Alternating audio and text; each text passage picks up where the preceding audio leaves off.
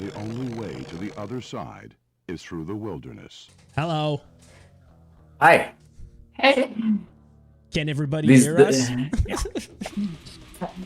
The beginnings are always so weird. Yeah. Because we're like, okay, are you ready? Okay, let's go. And then we say go, but nothing really changes. You know, it's just like, okay. So I assume, you know, something's happening now. Well, hopefully. But yeah, hey. Hopefully they can Hey, Bill, hear how's you it guys. Hi. How are you doing? I'm doing all right. We've done this before, yeah? I think so, yeah. The usual... yeah. Awkwardness. Yeah, that's it. That's the word. Making it nice and comfortable for everybody. So, yeah, we're meeting today on the Backstabber Etiquette team. It's, when was it released, the album? 2003. We recorded it in 2002 and released in 2003. I was confused about that too. I thought we released it in 2002, but I guess it was 2003. Absolutely no recollection of recording this. Zero. Me neither. Let's see if Matt remembers. I'm super excited about this one. I love doing them all. They're always super fun, but this is like one that, you know, Matt and I basically started this band together. Like I was doing this as a solo project, like for a couple of years. And like, who knows if Matt and I hadn't have started jamming, if Fuck the Facts would have ever became a band, or I just would have kept doing it with the drum machine or what. So, yeah, it's really cool. You know, we connected a bit last night just to make sure everything was working, and we talked a bunch, and it was just really fun to connect with him, and it's going to be really cool to revisit this. And yeah, I guess anyone that's checking this out and is familiar with this album, you know, hopefully you'll learn something interesting about it. I think even we'll learn something interesting about it, because this is so long ago, even for us. It's such a distant memory. Yeah, it's like, it feels like we were kids, you know, compared to now. I was a kid. Yeah, you literally were a kid. Bill had like literally just been born. So, how old were you? And let's say we were tracking this in 2002? 2002... 17? You were 2. 17, yeah? Yeah, but that's not like bad. 2 years before I joined the band. Yeah. It's not that Yeah, long. yeah, that's true. Yeah, only 17. Flash forward like 1 year later. Maybe 2 years. Yeah, 2 years later. 3 years, something like that. Yeah, thanks, man. Thanks to everyone that's already hanging out. This is really cool. Someone's mentioning I Hate Sally. It's totally, we did a whole bunch of stuff with them. Yeah. JFK, Belladonna Homicide. Yeah, whole bunch of stuff with those guys. Say hi to Adam. It's been a while. Doug is always there. There's Adam Pell. I know that guy. There's Mike from Malfaction. We did a whole bunch of touring. A whole bunch. I say a whole bunch. Back then, touring, I think, for us was like, we did 7 days or something. A whole bunch of touring. Well, Yeah. then we didn't really go to the US either. It was like Canada nonstop forever. The tour Right? we did with Malfaction was actually in the US. Oh, yeah? Yeah. Oh, yeah, that's true. Right. It's funny because, like, I don't remember the show, but I remember the scrambled tofu that we had, like, and one of the guy in Malfaction snoring like crazy. But I don't remember the show. I remember on that tour, it's where I discovered the band Ash Chapel. Oh, yeah? Yeah. It's a good... It was really, it's a really good album. I don't remember which one of those guys had it or what was going on, but yeah, that's still an album I really enjoy listening to. And Malfaction, we can never say enough stuff about them, because they are really one of the best bands to come out of Canada. Yep. That includes all bands. Your Celine Dion's, your Rushes. Who else is there? That pretty much covers it. That's it. Yeah. You fit it all. That's all the bands in Canada. Yeah, that was Koss. Mike says that was Koss. That was snoring? Or Clint? Maybe, No, yeah. it was Clint. Clint was the snorer. Koss was the Ash Chapel guy. And you know when you tour with a band and nobody in the band really snores, and then you sleep at the same place as the other band, and one's so loud that it sounds like a motor running next to you. Sleep it takes some time to adapt, and I guess you put it on earplugs and then everything's good. Yeah. Christoph is there, Doug is there. Awesome to see these guys. Neil from Deformatory is there. Go check out Deformatory. They got a new album coming out. It sounds fantastic. I don't know who recorded it, but they did an amazing job. I'll have to check the liner notes because I want to hire that guy. Triumph, yeah. They got a new album coming out too. Check out the new Triumph album. Yeah. Yeah. Yeah, I can't wait to get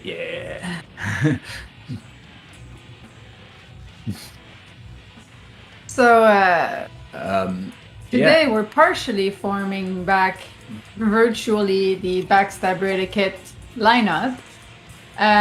So for Backstabber Etiquette, we had Matt on drum, Not me. you on guitar, and me on vocals with Tim. Yeah, Tim Mondette was the other guitar player. And no bass player. No bass. No bass. No bass. The good We didn't have a days. bass. It's funny, like at that time, we didn't have a bass player because we couldn't find a bass player. I mean, we'll get into this, and we kind of just decided to stick with that when we recorded the album. It was like, we're not going to record any bass because we don't have a bass player, and that's just what it's going to be. Hindsight, we probably should have recorded bass, but someone from Rimouski, very nice.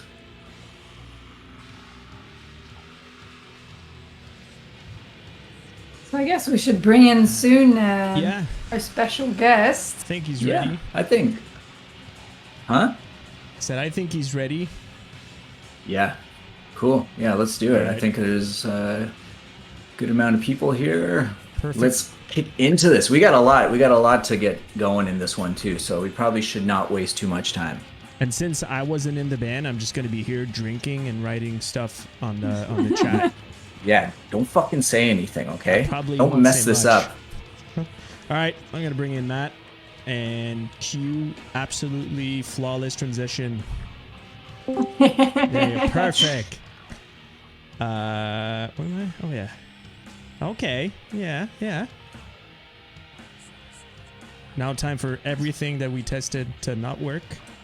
Can you hear us, Matt? Yes, I can hear you. Oh, okay, cool. Yeah. Then you just gotta flip your camera on. Oh, right. Forgot that step. All good. Hey! There you go. Hey! How's it going? Good, man. First off, thanks for doing this. This was awesome. You know, Absolutely. when I reached out to you, we actually hadn't like talked in a while, so it was really cool to connect. You know, just personally, obviously as friends. But I think this is going to be super cool. Like, I don't know. I'm excited for it. So I think we'll have lots to remember. Starting with like that opening, I hadn't seen like half those photos either in a long time or ever. In that, in that opening sequence. What is the one where I'm on a mic? Oh, that's a recondite thing. Recondite, yeah. Did Tim play with us? He's in that picture. Oh, really? I don't know. I didn't notice that. I'm not sure. No. Well, we'll take No, a look at some of the I- pictures yeah. again a bit later. Yeah. But it's a funny thing about doing this one because we've done a couple of these other streams with, like, we did one with Steve for Stigmata High Five, and all those I had to go to, like, you know, got photos from a hard drive and everything. Yeah. This one I actually had to go and dig into like photo albums and get like physical photos that I had like got developed when I worked at Zeller's. And I was like going through all these photos and I was scanning them. So Times were different. Like, it was completely different back then. So I had completely forgot about that police shirt. I love that shirt. I think my first order of business after this stream is to do a Google search online for one of those police shirts. Yeah. Order it up. Yeah. You probably don't have it anymore. That was a great shirt. I forgot it. I completely forgot I ever had it. I don't know what happened with that thing. Yeah. Yeah. That's another funny thing. Looking at all those pictures and just like all the clothes I was wearing, just like how we looked and everything. I don't know. You actually pretty much look the same. But, you know. Basically. You're about 20 pounds more than me. Yeah, we were just skinny little 20 kids. years almost, yeah. So I'm trying to remember exactly how we met. Do you even remember exactly how we met? Because I know exactly how we met.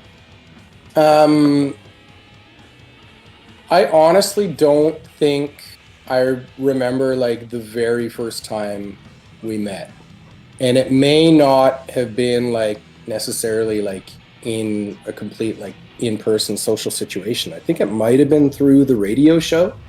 Okay, that makes sense. It was actually really Tim who kind of brought me to you, because he avidly listened to Force Fed. Yeah.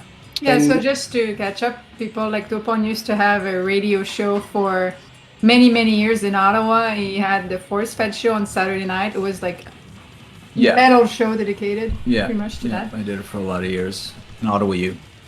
But yeah, Tim would listen. Yeah, and Tim,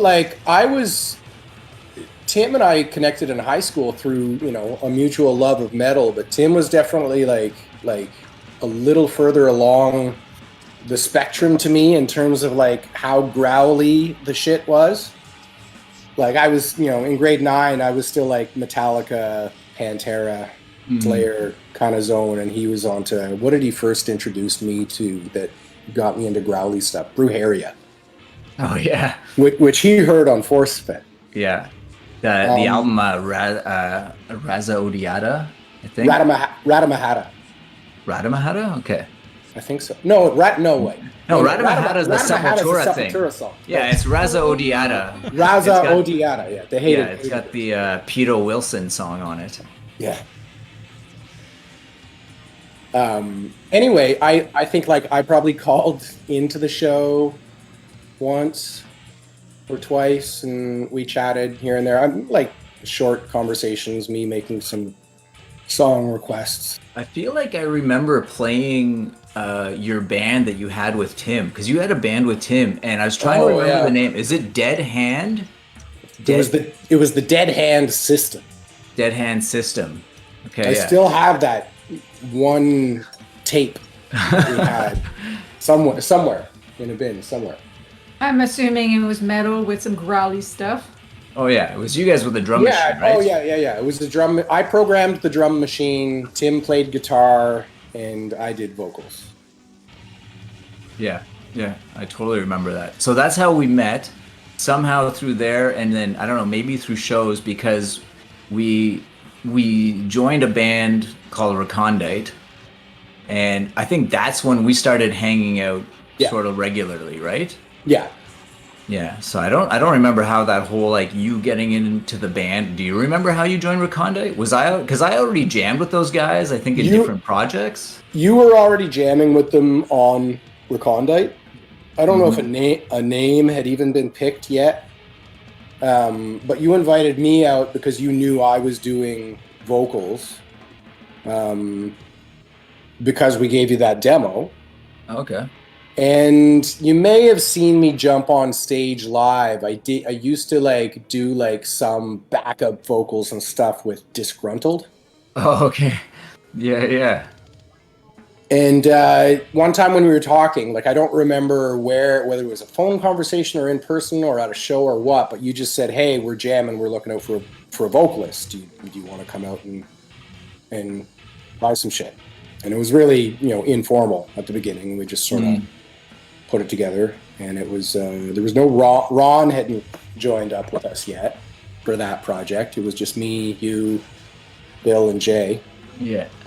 And I mean, that was in what, I think maybe 99? I think it was like late 99. Yeah, that makes sense. That we started that, and I mean that was slow moving. You know, it took us what, 2 years to record 4 songs. Yeah, we did 4 songs.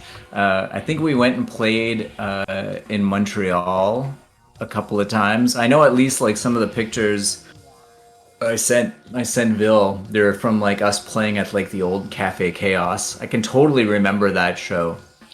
Not the show itself, but I can remember us kind of being at Cafe Chaos playing.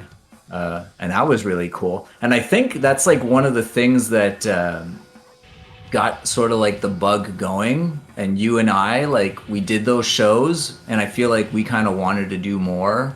Whereas like that band, they were more just kind of, you know, we were just in the basement. We were going to play a show once in a while locally. But you and I were just like, fuck, I want to play like a ton of shows and go do lots of crazy shit. And it's funny because that's what really seduced me in the idea of joining Fuck the Facts. It was like finally this kind of promise of doing more than just like a show every 6 months. Like, you know, it's like you guys had that in mind, right? We definitely had it in mind, but I think like another avenue that was a big driver for both of us was that like Topon hadn't really played a lot of guitar in a band setting with other people, and I had never played drums with anybody. Yeah, I asked that. I mean, like once we got rolling and we like sort of I guess, you know, chose that project over the other. It's because we wanted to be busier. But the reason we ever first jammed was just because like I bought an old crappy drum kit from one of my old drummers for $50, and I just wanted to jam with someone just for the experience of knowing how to jam on drums with another person. So Topon brought his guitar out because Topon was like the Ottawa scene bass player. You know, I heard about that. The 6-string, he plays with his fingers. He doesn't use a pick. He plays in every single Ottawa band known to Ottawa. It's funny. That's totally true. Yeah, and we started jam. It's funny because I was thinking about this because I've brought this up in like throughout the years when I like in interviews and stuff. I always talk about the early days, and I'm like, yeah, when we started, you know, I had just like started playing guitar, and our drummer at the time had literally just been playing drums for like a month. So that's correct, right? Because sometimes I'm worried that I like, you know how things get distorted over time, but that's kind of what it was, right? You hadn't really played at all. Well, or you were just starting. By the time we played our very first show, which was that crazy fest out in the woods. Yeah. Oh yeah, I was there as an audience member. Yeah. In Melbourne Punk Fest. Melbourne, yeah. And I think we have a recording somewhere of one song. Yeah. It's on a compilation. Show. Yeah. And that was our first ever show, and I think that was in like August. Yep. Mm-hmm. And at that point, when we had played our first show, I had been playing drums for 1 year. Okay, so that was it was in August. We started jamming in like the January. Yeah. But it's still crazy impressive. Like, give me a drum kit, and in a year, I'm not playing drums for a grindcore band. You know, it's pretty awesome. Like, you were playing guitar before, or? Yeah, I mean, I started on guitar when I was 11, so it's kind of I've always felt like a guitar player first. And yeah, I just picked up the drums with Topon. I had been playing for, you know, 3 to 4 months, and that's when I really had the bug to just like I had only played with myself in the basement. Yeah. And so I wanted somebody else to jam with. And so Topon showed up, and he's like, I was like, well, what do you want to play? Like, I don't have like anything picked out or prepared. I've never played a song before. I've only practiced like these 4 beats. And Topon just like threw Discoing the Dead on, said, well, play this. So I did my best to make that happen. I can remember us sitting in some vehicle, and I was playing Discoing the Dead for you. And that was a cool thing too, actually, because I think even before that kind of got rolling, you were really supportive of this like little recording project that I had started. Well, we had starting to get pretty tight outside of even Recondite or any other jams because I started hosting Force Fed with you. Oh yeah, and I did that with you for probably a good year and a half, maybe 2 years.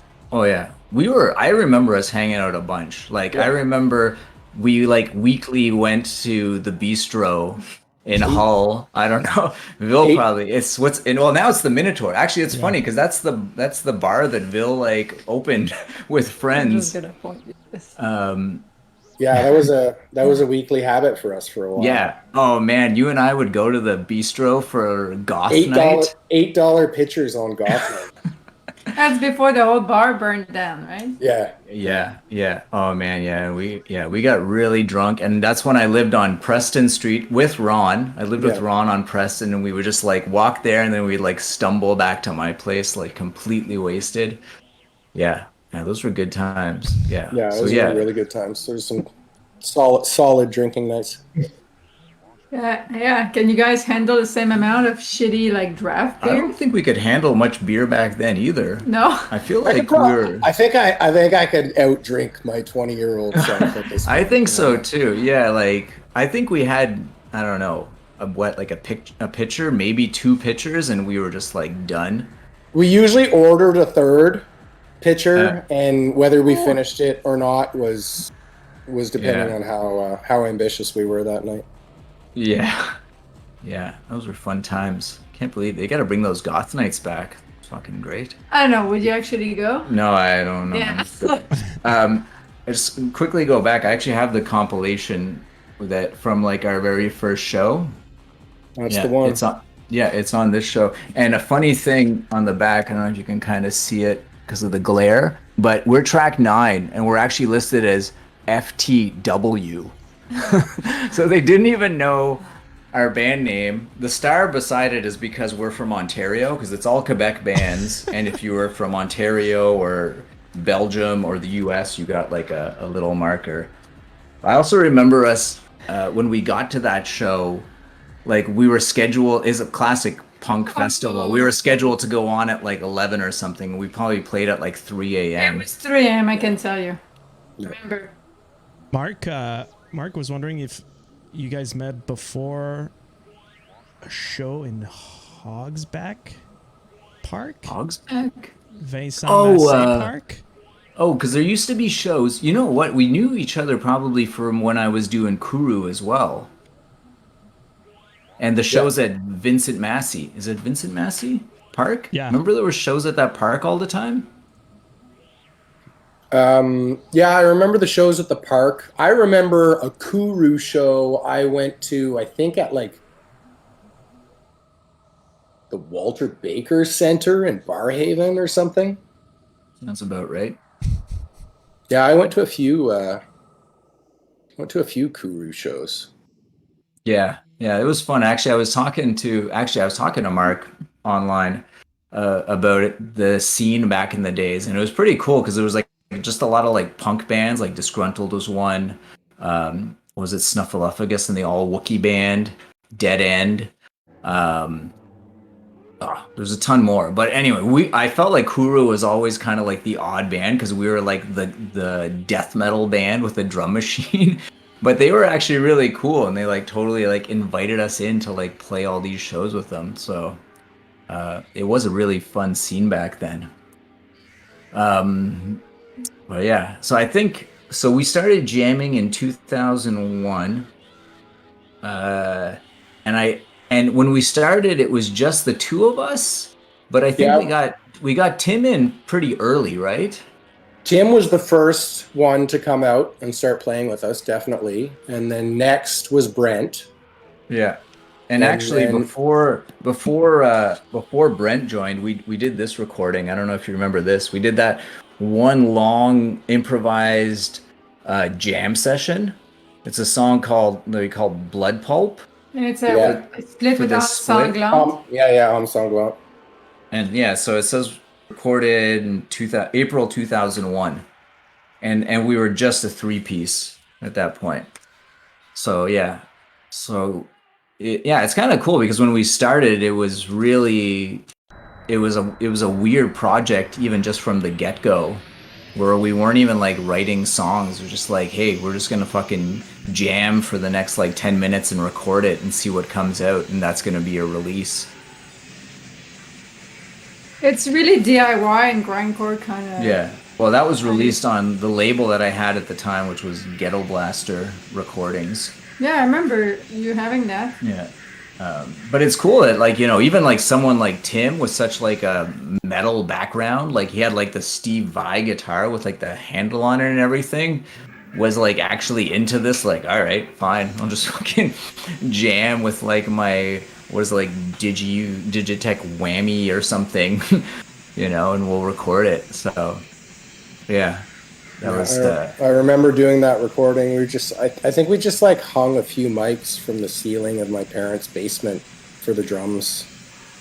And I think I had just purchased my first like trigger unit for my kick drum. But it was like this really old like 1980s 2-rack space drum brain from like a first generation Yamaha electronic kit. Piece of crap. Oh wow. You probably don't have that anymore, right? No. I sold that to Jay from Recondite. And what about that $50 drum kit? Did you keep it as like, you know, like your first drum, or? I years later wish that I did. I think I actually did keep it for a very long time, and then I gave them away in some kind of gear trade. And then years later, I got the bass drum back. Wow. I have that. That's kind of funny. Yeah. Like, what are the odds of you getting back part of it? That's happened to me before, actually. That happened to me with a ride cymbal I got, like, which is like kind of like wound up becoming sort of my signature ride. And I gave it away because I was into like those big Zilbel rides for about 6 months, and I gave it away to get one of those, and then really regretted it, and then totally on a fluke wound up getting it back from the same guy like two years later. Wow. And that's the ride I still have to today. Still play when I play. What are you showing now? So this is, I think I post this picture, I think almost yearly, every January. Yeah. Every January for the past like 15 years. I'm like, hey, and I tag Matt in it. This is us jamming in your parents' place. Yeah, I remember the basement. In Nepean, yeah. Yeah. Yeah, that's us starting out. I also have this picture, which I really enjoy. Looks like my This is basement. me. This is me showing up at your place. And I just like waking you up to jam, because we used to jam like in the morning, right? Yeah, I remember that. Like when I joined, like you guys would jam at like it was 10 a.m. or something like that. It's like, wow. Well, there was a good 6 months of time where my parents had moved out of that house and moved into the new house they bought. And there was just a weird overlap, and it took them a while to sell it. And I wound up living there for kind of a few months, and they weren't around, and we could just jam a whole bunch. But if not, the jam had to be while they were at work, right? Because it's loud enough. Yeah. They preferred it not to be at night. Yeah, and like you kind of want to accommodate them. They're like, yeah, cool, you can have a room to jam, so like you'll make the effort to not. Yeah. But they were always great about it. Even when we started jamming in their downtown basement, which was a lot smaller and lower ceilinged, but I remember that. Yeah, they were always very supportive. Oh yeah, your parents were awesome. I remember when we started jamming songs and we played the Burning Side, which has like that long like clean part. Like your mom being like, "That song's really good. You guys should play more stuff like that." Finally, a hook, you know, like, yeah. And then that was it. Yeah, all disappointment from then on. But yeah, so yeah, Tim joined, and then we got Brent. And Brent was the vocalist in Kuru, who was like, you know, the band that I was in, and Brent was a friend of mine. But I feel like when Brent joined, he was already kind of getting out of like doing music, and especially like the heavy stuff. It was more into rap, right? Yeah, I feel like Yeah. he kind of joined almost as like a favor to me because I was like, dude, come on, like I need a vocalist, like, you know, because I feel like even from the early on, he kind of was never insanely into it, though he did a great job. Like, Yeah, and I mean, we always had a tendency to, you know, be a little bit experimental and do wacky things, and so that gave him an opportunity to flex some of his bars. Well, we did some like rap stuff with him, you know, Yeah, like yeah. That's what I just said. Oh, is that what it's called? Rap is called bars? You Bars. flex your bars? You're spitting bars. I don't know. You can spit bars, you can flex bars, you can have bars. Okay. Brent had bars. Yeah, bars. he had a lot of bars. Yeah. We were actually, I remember, because we we did some rap stuff that Brent like wanted to do. We did it on Mullet Fever. And aside from that, like Brent and I were actually mainly him. I was just basically helping him record his kind of like solo hip hop project. And it never got completed though, but it was cool. It was called Blasphemy Made Flesh. Or Fresh. Blasphemy Made Fresh. I totally fucking blew that punchline. But that was yeah, it's cool. I still have those recordings lying around. And actually, cool. I still have Brent's drum machine from that. Like, here we are 20 years later. That's so. the one that's just right there. The blue one, that's actually Brent's. He just never came to pick it up, so. You think is I don't know, maybe. No, not Doc. It was, it's, Raleigh? no, it's not Raleigh, because those were both mine. It's a Boss drum machine. I don't remember the model. Probably a DR 770. is it soon enough, or maybe already now they'll be worth money because they have a vintage sound to them. Yeah. Got the orange buttons on it. Yeah, orange is blue with orange buttons. Yeah, it's the that's DR probably what it is. 770. Yeah, I had the DR 660 and the dead hand system with him. Yeah, those were cool, man. Yeah. Well, I had a but- Pentium MMX 200. That's what I had. No drum machine. for me. I mean, using one of those drum machines, I feel is like that's how I really learned how to play drums. And I think that had a lot to do with me progressing, like, as a actual physical drummer, is that I had already done it all up here by programming it. Oh, like programming the beats made you understand more what you needed to kind of Yeah, perform and, after? yeah, and that continued like throughout all my drumming, because usually I would get riffs from guitar players in other bands that I went on to play in, and I would always program the drums first. Oh, really? Including like sometimes new beats that I had never played before, but if I found that if I programmed them on the computer, once I got behind the kit, I could just play them because I had kind of programmed my brain to play them already. Wow, that's a really the- rational on a way map. to process it. That's cool. Yeah. I didn't know that. Yeah, I feel like you progress pretty quickly in drumming too. Like it just seemed to come naturally to you, especially like the speed aspect. The speed aspect definitely did, because like I've always been like a real twitcher. But I used to think of it as more like, you know, you don't, skydivers don't talk about how long they've been skydiving in years. Because you could go skydiving once a year and say, I've been skydiving for a decade. And that's not how you do it. You measure it in jumps. You know, if you're a pilot, you measure your experience in hours. So if you took the amount of hours I played drums in that first year and compared it against like your average drummer, my first year was like most people's 10 years, because I locked myself in a basement and got obsessive and played for 6 hours a day. Oh, really? Every day. Your girlfriend at the time was probably not loving that much, or was she okay with it? I don't think I was very aware of what made her happy or not at that time in my life. Yeah, that totally makes sense, because I feel like, I don't even remember how many times we jammed a week, but I feel like we were really keeping busy. and always doing something. And even when I wasn't there, you were playing drums all the time as well, right? So. Yeah, I used to stay up after the first time I saw Christian play in Montreal. Okay. I used to stay up in my basement, sitting on a stool with just a little practice pad in front of me, just blasting along to Conquerors of the Armageddon. Oh yeah.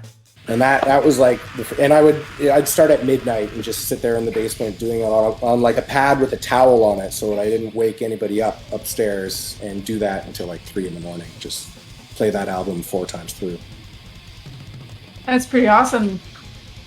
Were your parents like worried, or it was all okay? I think my parents were worried about me for most of my life until I became an adult, and they don't worry about me so much anymore. I feel like your parents have always been super cool and supportive. Oh yeah. Yeah, but it's still like, and I really have that with my parents, is like, there was a form of support, but it's way different to an avenue that they would have chosen, and it's a world that they really don't understand necessarily. Yeah, I mean, both my parents have always had like a big love for, anything arts related. My dad used to be, he still keeps up a little bit, but in his younger days, he used to spend a lot of time doing like a lot of visual art and stuff. Oh, that's cool. I didn't know. Neither of my parents really did much music, but they were always super supportive of it. And both my brothers and sisters are, singers and dancers and actors, and they've always done sort of arts related stuff that my parents were definitely always super, super supportive of.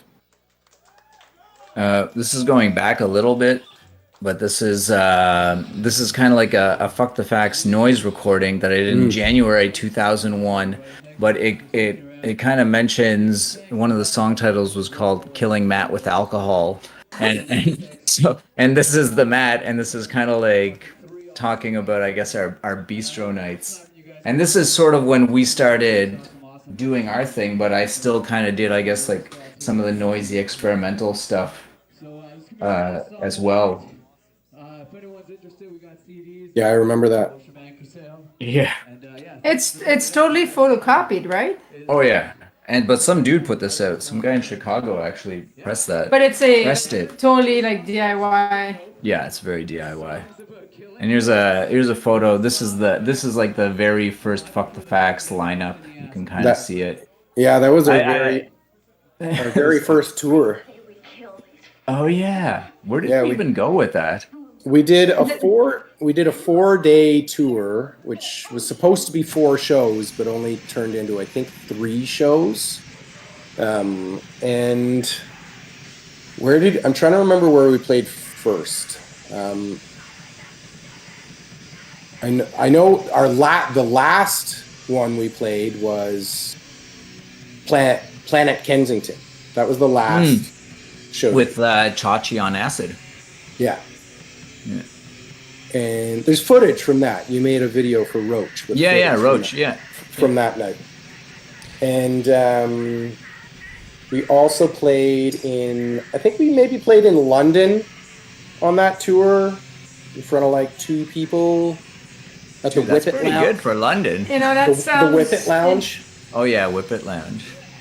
And then, but like the real memory of that trip for me was that we went to Guelph.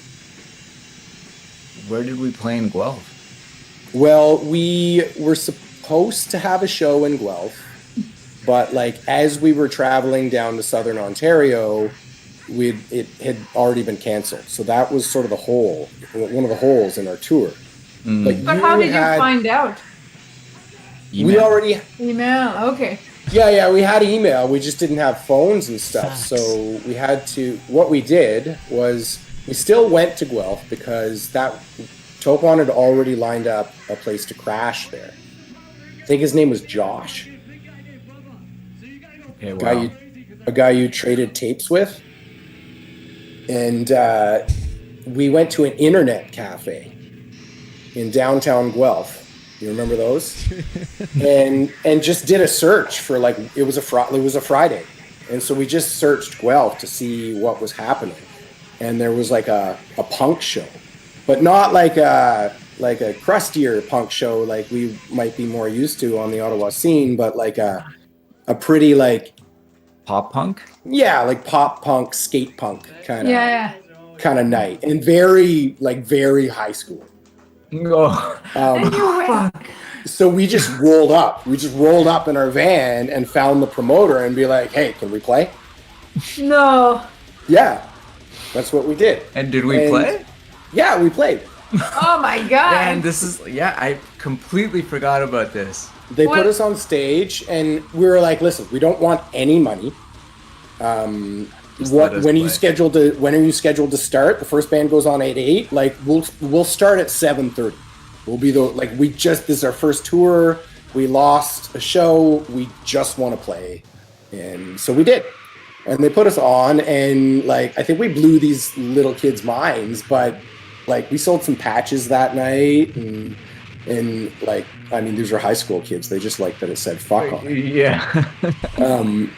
And then Josh showed up, and he was like not what we expected at all, because like you like did mail tape trading with this guy. Yes, for gore kind of death metal kind of tapes. And he showed up, and he was like, he looked like Zach Morris. Like he was like super suave and preppy and blonde and gelled hair. And we're like, oh, okay, like didn't like fine, like but just defied our expectations. And then he took us back to his place, and his parents were really nice, and like they had like this cool like little attic nook, and we went up a ladder to this attic nook, and then he's like, "Hey, you want to see all my stuff? This is a signed letter from Jeffrey Dahmer. Now I'm gonna put on a snuff film for you to watch." I fucking remember this now. I totally remember the snuff film, but I forgot where it happened in my life. But wow, that's where it happened? Yeah, I totally remember that guy like trying to make us watch fucking snuff films, and it was really awkward. Yeah, and I like he told us it was like a collection of art short films that were just imitating and dramatizing and role-playing snuff films. But to this day, I still don't even know what we watched that night, and I just, horror B movies are one thing, I'm glad I don't remember the videos at all. I remember them very well. And, that sucks. Yeah, and we were just like, we didn't know what to do. Like, I think we were all thinking of maybe even leaving, but like, I think we really just went through the motions in our heads being like, he told us this is fake. This is fake. So let's just, maybe fall asleep and he'll turn it off or something. And then we woke up in the morning and met his parents, and they were super lovely, and they made us like blueberry flavored coffee. I remember that. Fuck, man, that's crazy. Yeah. Well, yeah. And they had this like really bug-eyed little pug. It's that one's dead by now, right? Oh yeah. It's assumed. With the way that thing was breathing, I don't think it lasted too long. I mean, probably not in a house with that guy either, too. Don't serial killers start on animals? Mike, he was like really watching obsessed. the stream. I'm joking, Josh. Everybody, great, thanks. There's a reason Dexter's a popular show. Mike, maybe you should have your own show. Mike was wondering if at least he remembers you like listening to the set and practicing to the set like before every show. Is that he's not sure if I recall him being a machine. Who? Mike. It's if you're looking for the. Did Matt listen to the set stuff before playing each night in preparation, or am I remembering that wrong? I guess for that. Oh, Mike. Oh yeah, Mike from Malfaction. Yeah. Did Matt listen to the set stuff before playing each night in preparation, or am I remembering that wrong? I recall him being a machine in his approach. You were definitely a machine in your approach. Yeah, like, I was. You took this. Yeah. I didn't like listen to the songs, but I would sit. I would listen to them in my head and sit on a practice pad for. Yeah, you were the practice pad guy. Usually a good like 45 minutes before we hit the stage. I would, because otherwise it would like. We usually didn't play long sets back then. We were like 25-minute setters. Oh yeah. I think when we first started, we were like 30 minutes. And then like after a few shows, we were like, no, we just need to do like 22-minute sets and GTFO. But so I would spend like longer than our set time. Because otherwise I'd be warmed up in our last song. Yeah. You were always playing. I can remember that, like driving, and you're like on I like, remember practice that. pad In the van. Like it was always like. You're the reason we made the like no practice pads in the van rule. After you weren't there anymore, it's like no one fucking have a practice pad in here. Those things fucking drive me crazy. Yeah, in a van on tour, it's like it's not something you use. Yeah, in a van. It's just brutal. It's brutal for everybody. But yeah, no, I remember like Matt was always fucking playing. And but it paid off. Like you got your chops like really quick, right? So I used to go through like some pretty like intense like methods and stuff that I would try and like work, 1 foot at a time and 1 hand at a time and different combinations. And for a while I set up triggers on my kick drum and my snare so that I could practice making like clean double bass rolls between 1 foot and 1 hand to get like to try and perfect my 1-footed blasts. Yeah. And stuff. No, yeah. I'm just gonna try and jump through some of the stuff that we did too. Like this is the very first thing that we recorded with Brent on vocals. They're trying to get us banned. Oh no! Nobody look at that. Censored. I don't even know what I'm supposed to censor on this, but the first thing we did with Brent, we did the Beach Boys cover. Yeah. 409. I don't know, because we recorded this for someone that wrote us and is like, do you want to do a Beach Boys cover for this compilation? We're like, okay, and that's kind of how this happened. Yeah, compilation albums, were huge throughout the 90s. Mm-hmm. Especially like cover albums like that, where everybody does a track. And so we did a Beach Boys one. But we what did we do? I think we played like the first sort of like 4 chords of the song, and then just, if any one thing the band ever did in the early days to earn like the name Bastardized, I would think it might be that song. we totally bastardized. It's not a Beach Boys song. Beach Boys fans will be disappointed at all. And we actually had my brother play bass on this. I think my brother even came down and jammed. Maybe once or twice. He was the band's first bass player. Yeah. I don't know if he actually played on this or I just played on it, because again, like he did it. He definitely did it as a favor for me, but he never fucking wanted to be there at all. No, he was not into it. Yeah, so I might have. We listed him as playing bass, but I have a feeling I just played all the bass on that. You think? Yeah, I think so.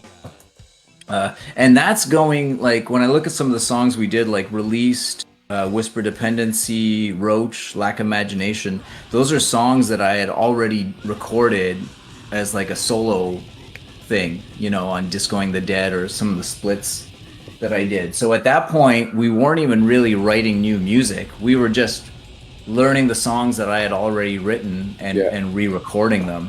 Yeah, I feel like Roach is the first song. It was either Roach or Whisper Dependency that was like the first song you and I ever worked on. Yeah, we sat and learned. Yeah, might have been Whisper. I feel like we played that a lot. And then we went and we did what is like the Mullet Fever album. But really, the reason that we did it was for a split, which was this split, the Wayne Gretzky 99 song split, right? Yeah. And so that's like a weird thing about Mullet Fever. If you have it, if you even have like the original Mullet Fever, and you look at the back, and it goes up to track 33, And then after that, there's like 4 more tracks that have stars that say bonus track, and the only reason they're bonus tracks is because they're not on that split. Okay, so this split is with 3 bands. Yeah, and the whole idea was just that 99 songs. So it was just like each band has to do 33 songs. Okay. So when we got together in Matt's basement, it was just like, okay, we need 33 songs, you know, and we just kind of that session still to this day, like I love it, you know, because I remember we just did it. I don't know, it feels like it was like a couple of hours, maybe 2-3 hours. Tops for sure. And we just kind of like set up the stuff to record. I had my 8-track, put up a couple of mics. We would come up with like a rough idea of like, okay, here's a couple of riffs, or here's a riff, and we jammed it once, and then we just like hit record, and we would record it, and that was it. And then you did, that was all the music, and then you did the vocals with Brent separately. Yeah. So just the music, it was just you, you, Tim, and I that did all the music that way, just kind of like jamming out some ideas and recording it. But yeah, it was really cool. And you can hear like stuff that, I don't know, if you know us, you can hear with the shit that Tim came up with. Yeah. And you can hear the stuff that I came up with, and one of my favorites is the Metallica cover.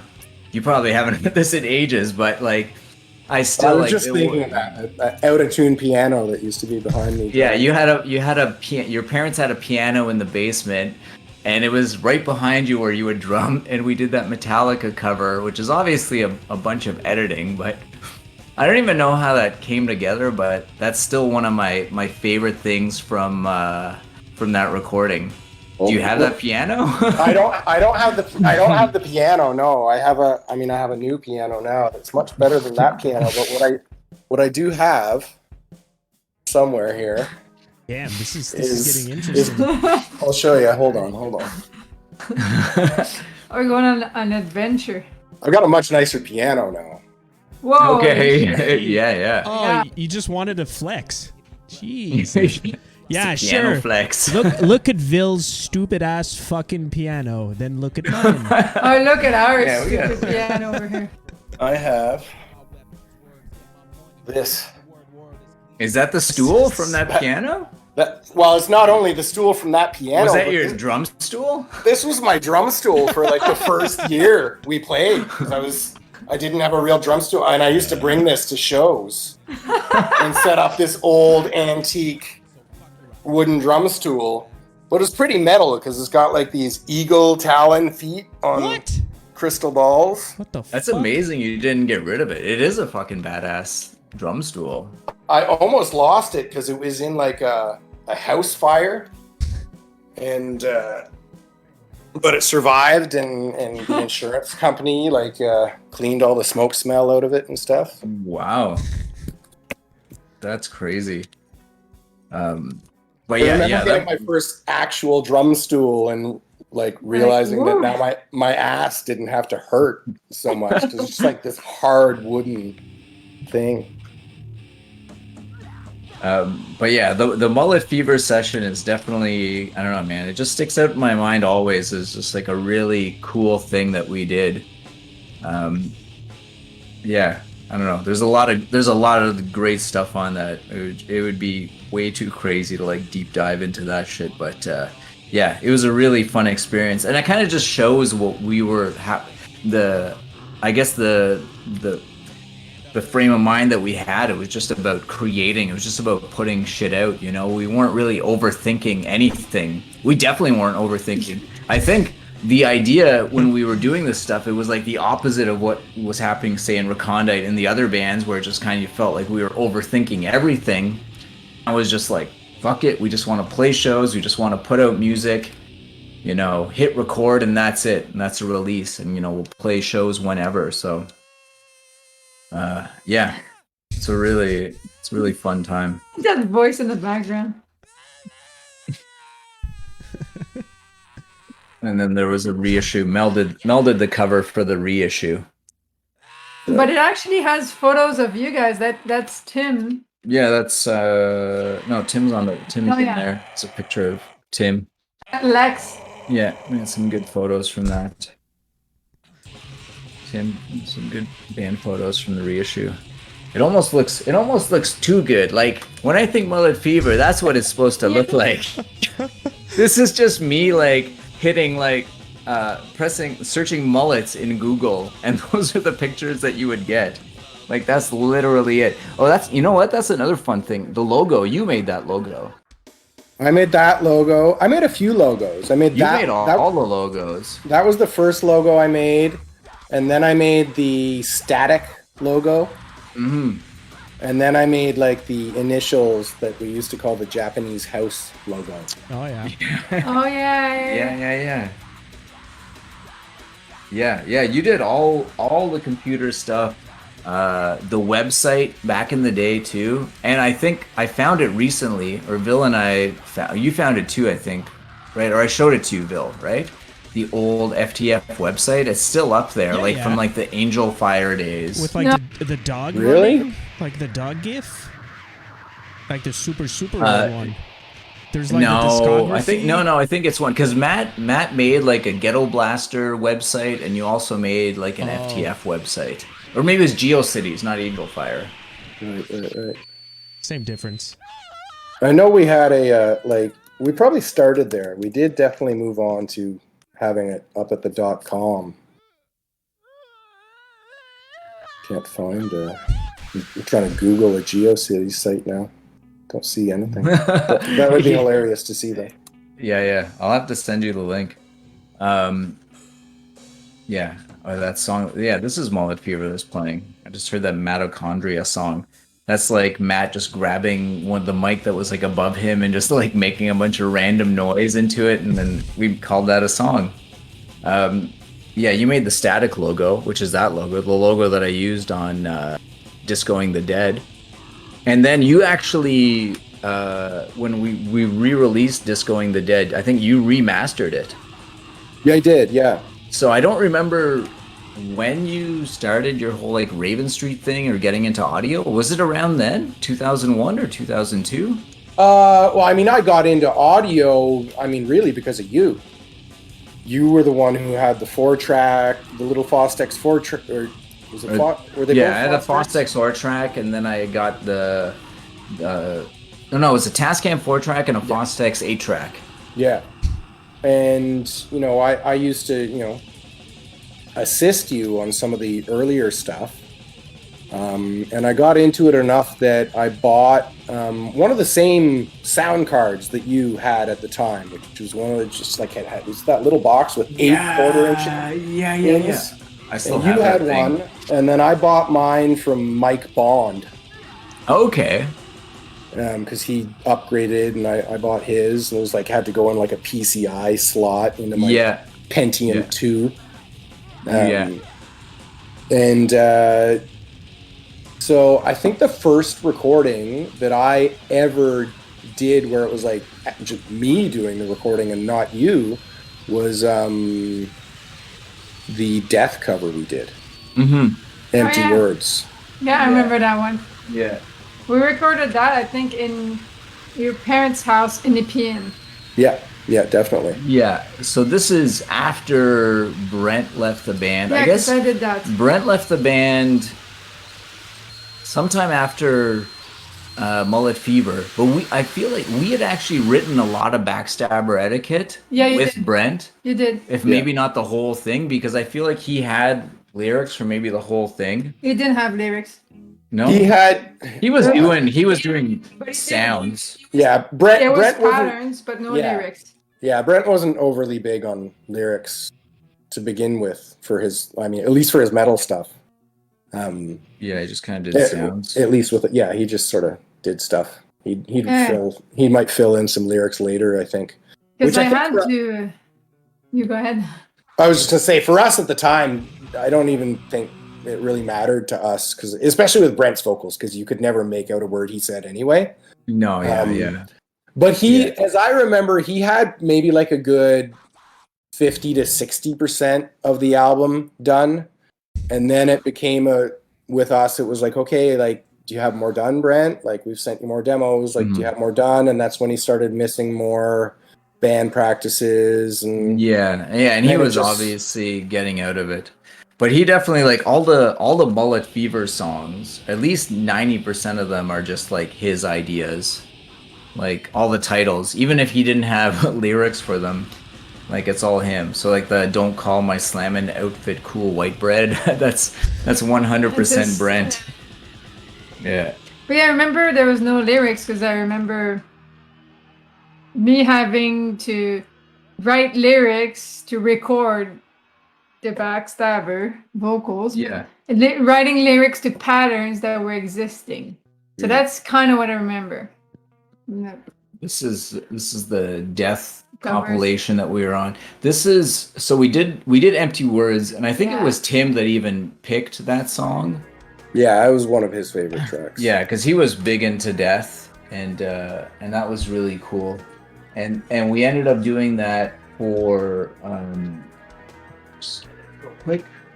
this split, right? So this split was Silvester Staline. We had the death cover and we had an Unholy Grave cover. Yeah. So I was kind of like into Unholy Grave. Tim was into death, and we had a couple of like weird tracks for that. I don't remember that at all. Yeah. I guess. Yeah, you're on that. Yeah, I was. Yeah, you're on that. I don't even know. Actually, let me see the. Sorry. See the inside. Mel did the I forgot about work this. for this. Yeah. Who did that logo? Was it Matt or was it you? That's not my work. It's So not maybe Peter. No? Someone else did that. Okay. We had so many fucking logos. But that's when I didn't know Photoshop enough, and my program was clicked on italic. And like, this is all italic. I didn't know how to un-italic, to remove it, so it's all italic. Yeah, that's the fun thing about the early artwork. Everything's in italic just because we didn't know how to remove italic in Photoshop.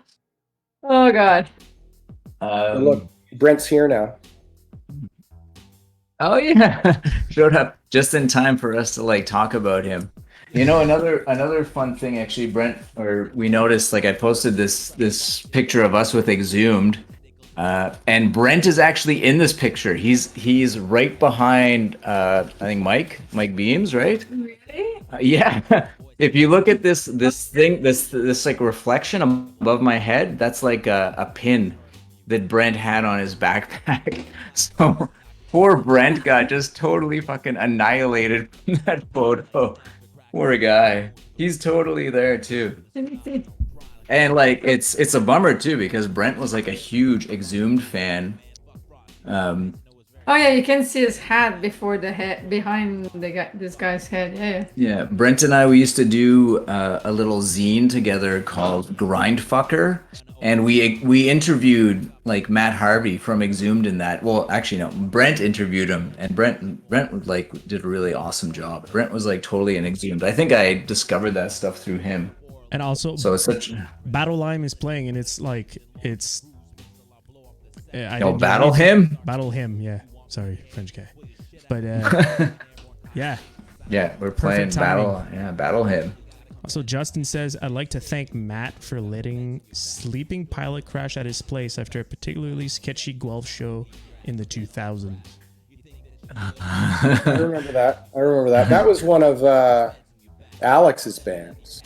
Alex from Experiment in Terror. Yeah. Yeah. He wound up coming to me with one of his next bands, Humanities. I did their first. I did their first record. Nice. And Mike was wondering which lineup did the Godflesh cover. That was this lineup. What? Yeah, it was. Backstabber Etiquette? No, so the Godflesh cover we did on the split with Feeble Minded. This one, which is still like one of my all-time favorite covers. Like I love that cover with all the fish. But yeah, that's us. That's Matt, you, and Tim, the same people. I feel like I'm gonna have to check that track out. I don't remember that cover at all. I feel. Me neither. I think I might have done like a lot of editing stuff. I think I might have used your drums, but it's possible I used the drum machine. I think you might have used the drum machine. I think I'm not on that one. Because all those split, that split, and then the other like bigger split we did that both are on the collection of splits. Somebody was asking about this. You did play drums, and the drums were recorded and music mastered at Matt's place by M. Connell.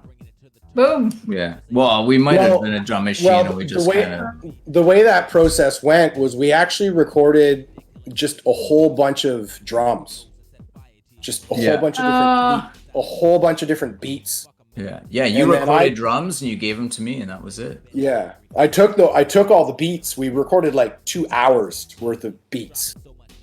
Mm-hmm. And then you use them as like... And then I used them and put them together sort of like blocks and loops and built instrumental like drum only songs that I then sent to Topon.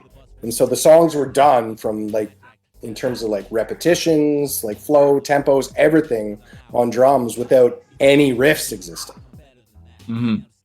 And Topon just had to fit riffs to what was there, and that's what we did. But the exception there was the Godflesh cover, so I think we just used a drum machine on that one. Yeah, but it's crazy some of the stuff that was actually written that way. Like a song like La Tête hors de l'eau, like that was just drums, and I just put the riffs over it, you know. And yeah, I don't think I even changed anything. I think it fades out at the end, and then maybe that's it. Yeah, I just like played a long beat and we did a fade out on the end of that one. It was like from the first one we ever did that was improv to Mullet Fever that was like kind of, you know, jam based improv. To Backstabber was definitely more of a traditional approach to making a record. Mm-hmm.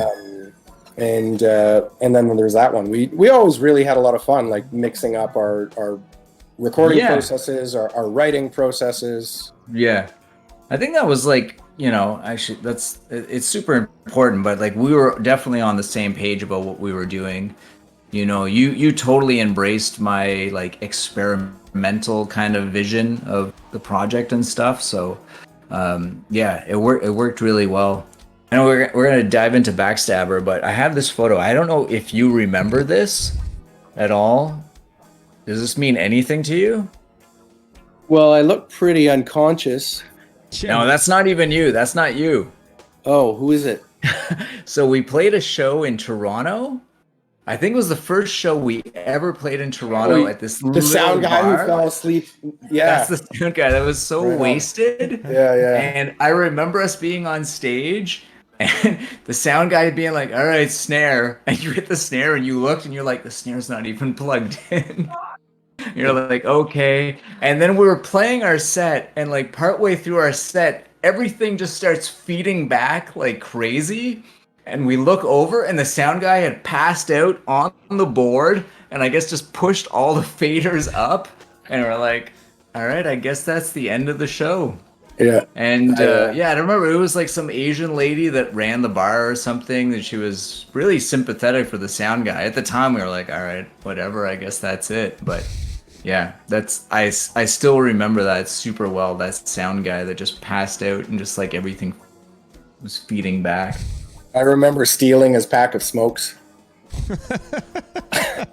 I forgot about that. Oh yeah, Brent is saying that sound guy was awful. Come on, it wasn't that bad. He was doing his best. Well, can you be bad when you're unconscious? He was nice. Like he wasn't your archetypal like asshole sound guy. He was just drunk off his rocker. Yeah, he was drunk from the moment we got there, for sure. The worst sound guy we ever had was that. Oh, the Oshawa. The guy from. Oh, the same one that we had all these years after too. Yeah.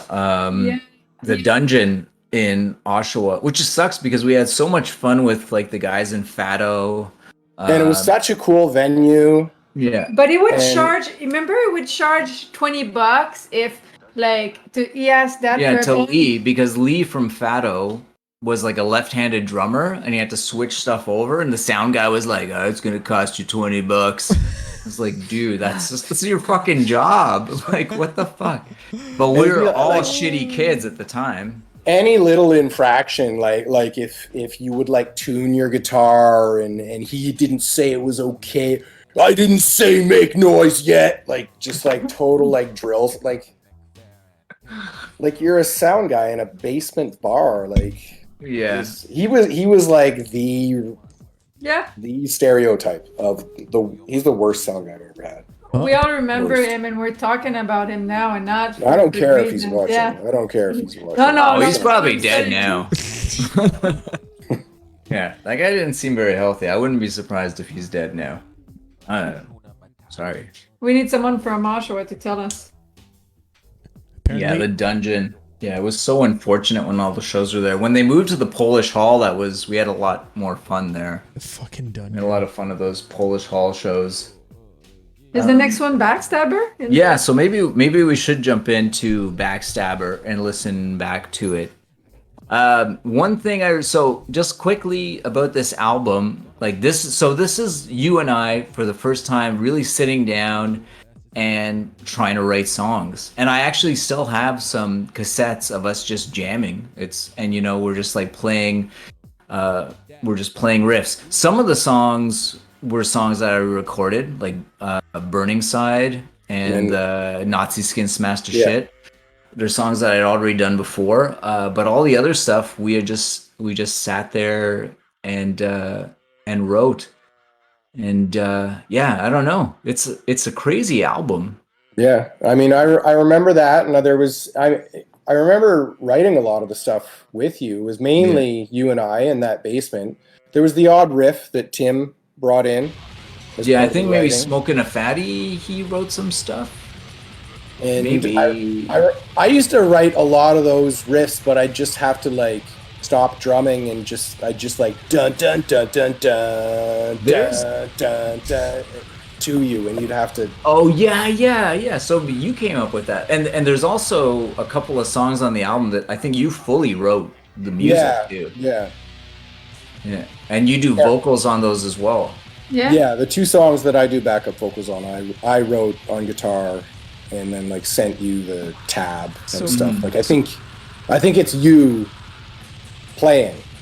Yeah, I feel like on the recording, it was always Tim and I. So I feel like Tim is one guitar and I'm the other one for all the songs. I might not be remembering it correctly. I think maybe those two songs that I wrote, Tim didn't play on. Okay. Tim had tried. I think Tim didn't like my riffs. he never wanted to learn my riffs. He'd learn your riffs, but didn't want to learn my riffs. I don't know what it was about my riffs that bugged me. Maybe it's because you were the drummer, and that was kind of like how he felt in his head. There's like this hierarchy. It's like, I'm not going to learn riffs from the drummer. Fuck. I'm the same now. Bill tries to show me a riff. I'm like, fucking just sit down. Shut the fuck up. Dude, I was going to say, you just keep getting drummers that play guitar and write fucking songs. Yeah, I get drummers that are better guitar players than me, and then they record all the music, and I'm just like, check me out, motherfuckers. That's right, that's me. So it works. And people come up and they're like, dude, you're so good. Like, your guitar playing on that song. It's like, yeah, it's easy for me. But yeah, I feel like when we were writing this stuff, we were really into Cephalic Carnage. That was one. Dillinger Escape Plan was another. Yeah. Those are the two main ones that I can think. But I don't know. We were listening to a lot of stuff. I mean, I think we had a lot. I think it didn't show to us so much at the time, but looking back on it, like there were a lot of like influences in there too that just like from earlier on for both of us. I think a lot of like Brutal Truth. Oh yeah. Napalm Death. Carcass. Mm-hmm. Yeah, for sure. Yeah. And it's fucking raw. It's pretty like it's raw. I feel like when we did this, we were maybe like our chops weren't where they needed to be, but we were really trying to push to that like next level. Yeah. Because you know, even for the drumming, like there's a lot of like hyper blasts and like just like really fast shit. Yeah, and like we weren't using click tracks or anything, so like a lot of the time it's yeah. There's the odd sort of like note lost here and there. And we were recording to tape, right? Was this recorded on the 8-track?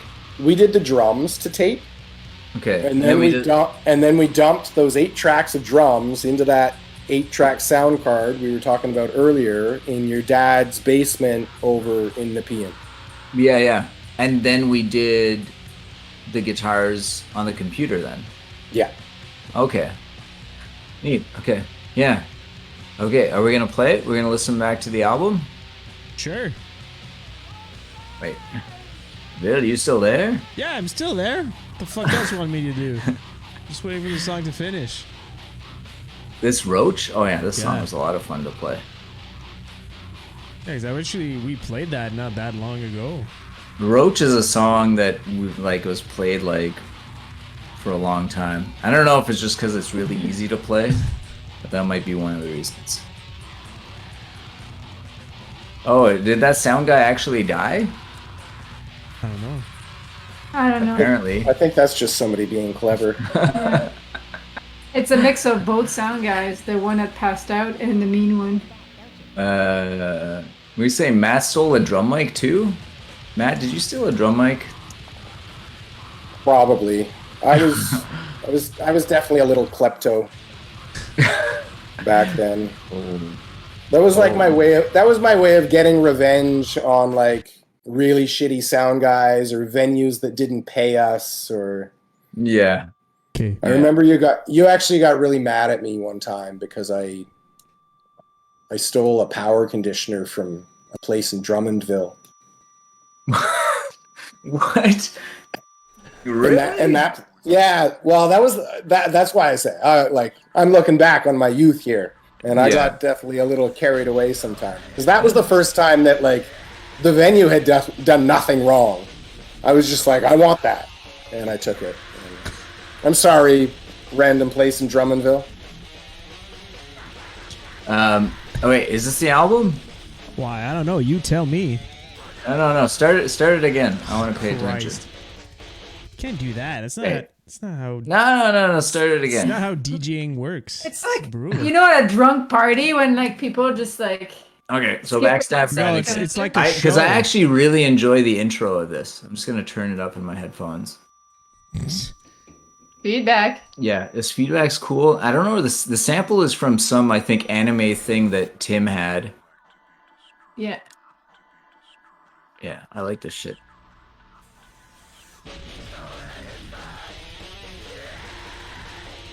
Mel's trying to turn it down. No.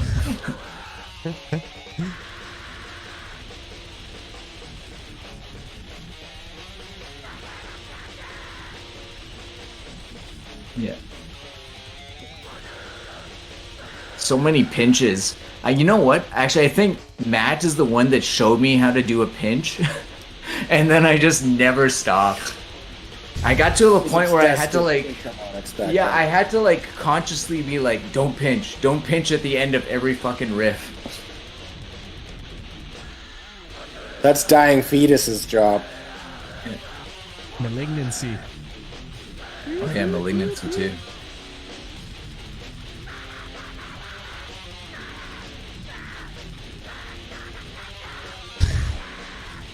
It was riffs like this that I used to hum to you from behind the kit. I couldn't do anything complex because my tongue couldn't tell you what it was.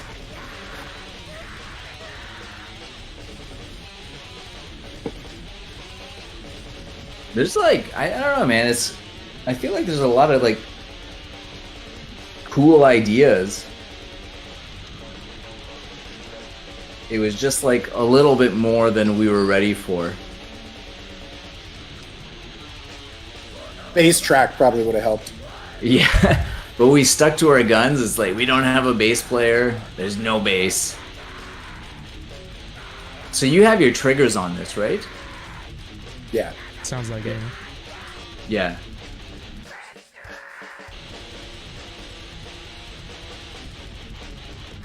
And at this time too, we were just like on stage. It was the stage shows were all about just like energy all the time.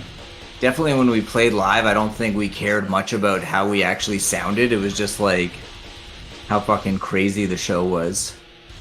And I mean, this recording session wasn't that different either, because there's no edits here. No. I don't even think there's even any punch-ins. For the drums? No, probably not. No, not for the drums. It's fucking hard to do.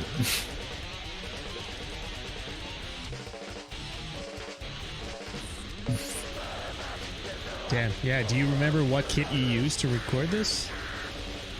Yeah, it was a mirrored chrome pearl set of pearl exports. Yeah, I remember that drum kit.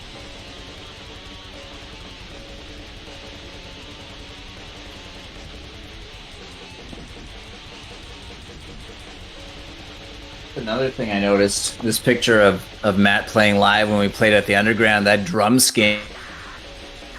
Oh yeah, I have that. Oh. Topon. Well, I guess he's fucked. Do you have that drum skin? Oh yeah, sorry, you. Bill does. You were. How did you just get it from Matt? Matt just gave it to you? Yeah, you just gave it to me. I don't have your memory. I don't know why you gave that to me, but I have it right here. I gave it to you because I had converted back to 2 bass drums. Oh. And at the time was like a really big, like, I'm only ever going to play 2 bass drums, no more double pedals for me. So I just thought I would never have the opportunity to use it again. But I got that from Jay. Oh, wow. Yeah, no, so that was Jay's before from Recondite. Yeah, and I think he got it from somebody else. That thing has made the rounds. It's signed like 1992, like the design. I feel like I remember this part in Ballet Addict. I think you wrote that like melodic riff. But this was really like Dillinger kind of like influenced the Hey Topon, either you have a ventriloquist complex or you need to... A what? No, because your camera was frozen. Oh. You might need to cycle it. Is it okay now?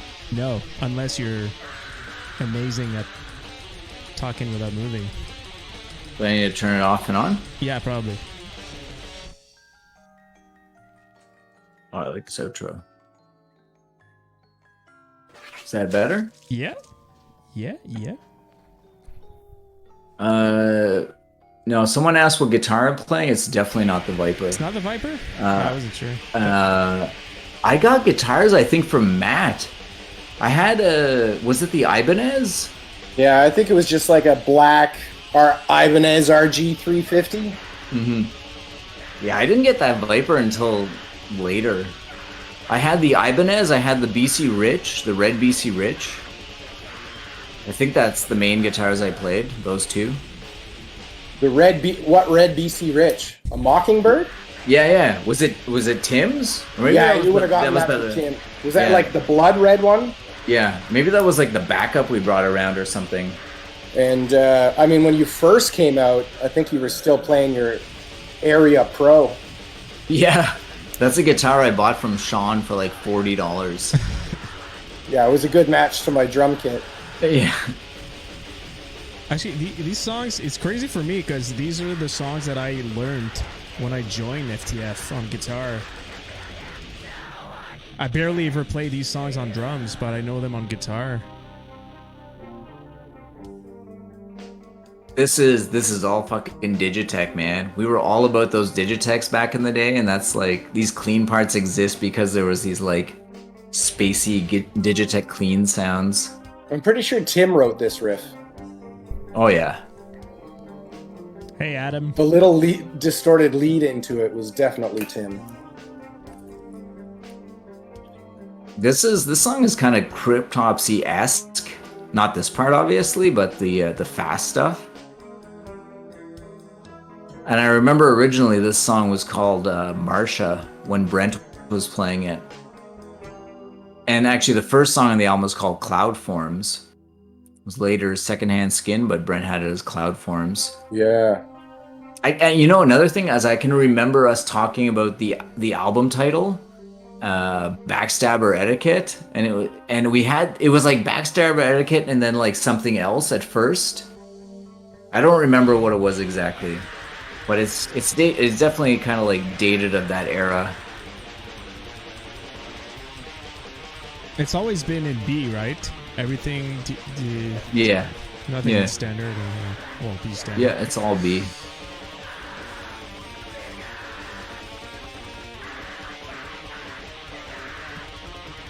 I like the single bass drum while blasting.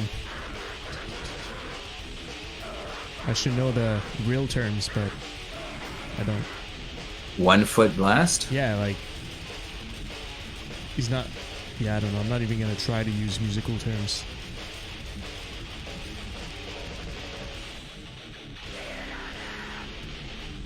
This is a Tim riff.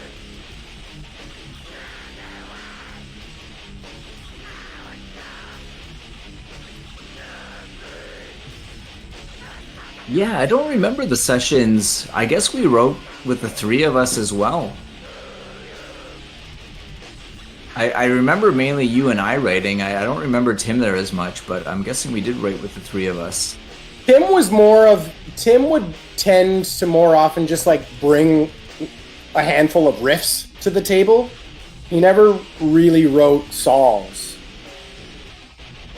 Yeah. And so he'd bring us riffs and we'd find places to fit them.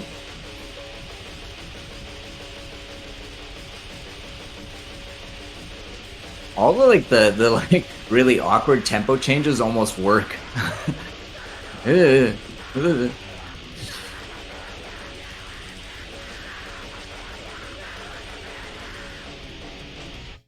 might have done. I think I did some screaming on this album. Spirit costumes and call yourself dragons and burn crosses, and all the darkies were shaking their shoes.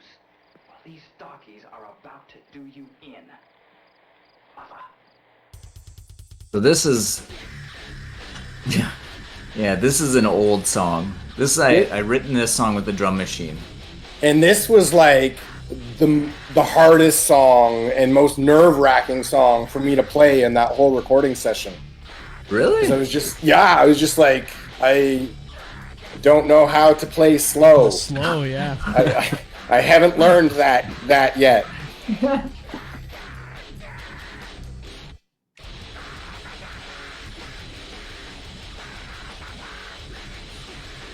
That's me, right?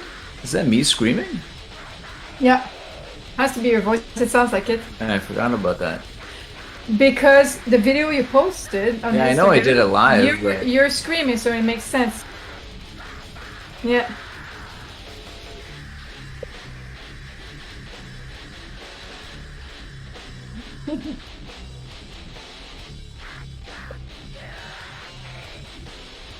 If we had 8-string guitars back then, we would have invented gent. Oh yeah.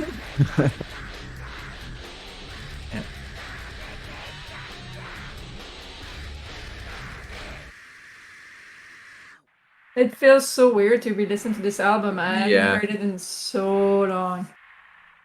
There's some weird like noise shit that I made. Probably a good time to look at pictures. Mm-hmm. It took us a long time. So when we did this album, we had like signed a deal, right, with like Remy and Great White North, or Grind It. It was Great White North, Grind It. Did we do the deal with him before we started recording this? I have a feeling no, but I could 100% be wrong on this. I'm fairly certain we made the deal with them before we were done recording. Yeah. But not with that in mind when going to. Like, I remember they were happy to offer to put it out like without having heard it. Like they knew us and had seen us live. And I remember seeing him. I think they came to see us at like Salle de Lex or something. This is the Matt song. You wrote this song. Yeah.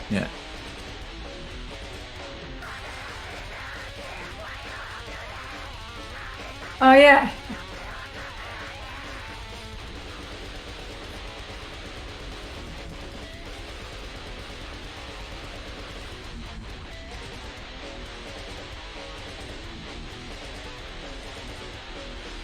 We didn't play that much live, that one that often, eh? I don't think so. I'm not sure. I don't think we ever did, because I don't think Tim ever learned these songs.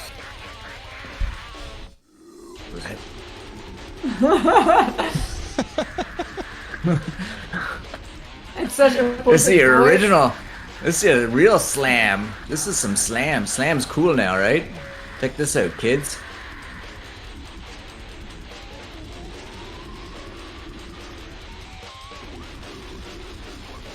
You had awesome guttural vocals. Yeah, too. yeah. When was the last time you have you done vocals in a while? We just recorded a new song last month with like guttural vocals.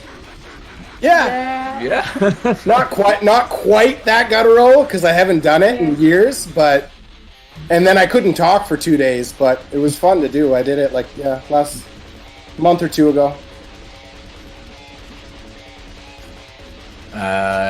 Mark's asking Exhumed in 98, 99. No, we played with them in early 2000, like 2001, I think. Yeah, they were on the Slaughter Cult tour. Yeah, so at the underground. Like 02, 03, maybe. Oh, it's definitely not later than 02 because Brent wasn't already not in the band. Yeah, I remember. I'm listening to the song and I'm remembering the lyrics, and you wrote all of those, right? It was your song. You wrote the lyrics. You had written the music. Yeah, too. Yeah. You wrote the lyrics to that.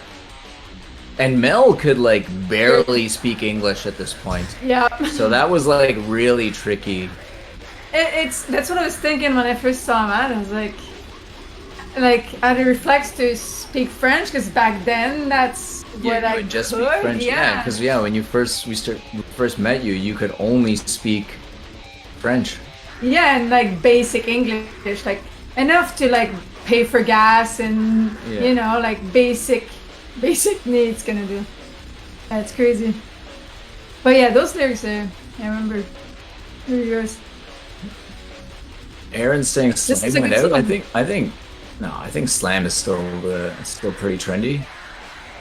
No, this is a great song. A lot of the artists.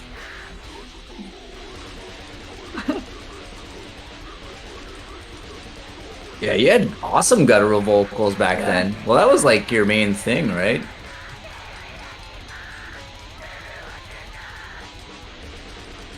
And that was crazy high pitch. Yeah, that's what I was gonna say. Your voice was so much higher back then too. I hadn't discovered yet with my voice how to go lower, and like I still don't go crazy loud, crazy low, but back then this was high all the time, right? It's like I have a hard time listening back to this album because of that. For myself, like you know. But I can appreciate it for what it is. I remember you when guys did a cool job.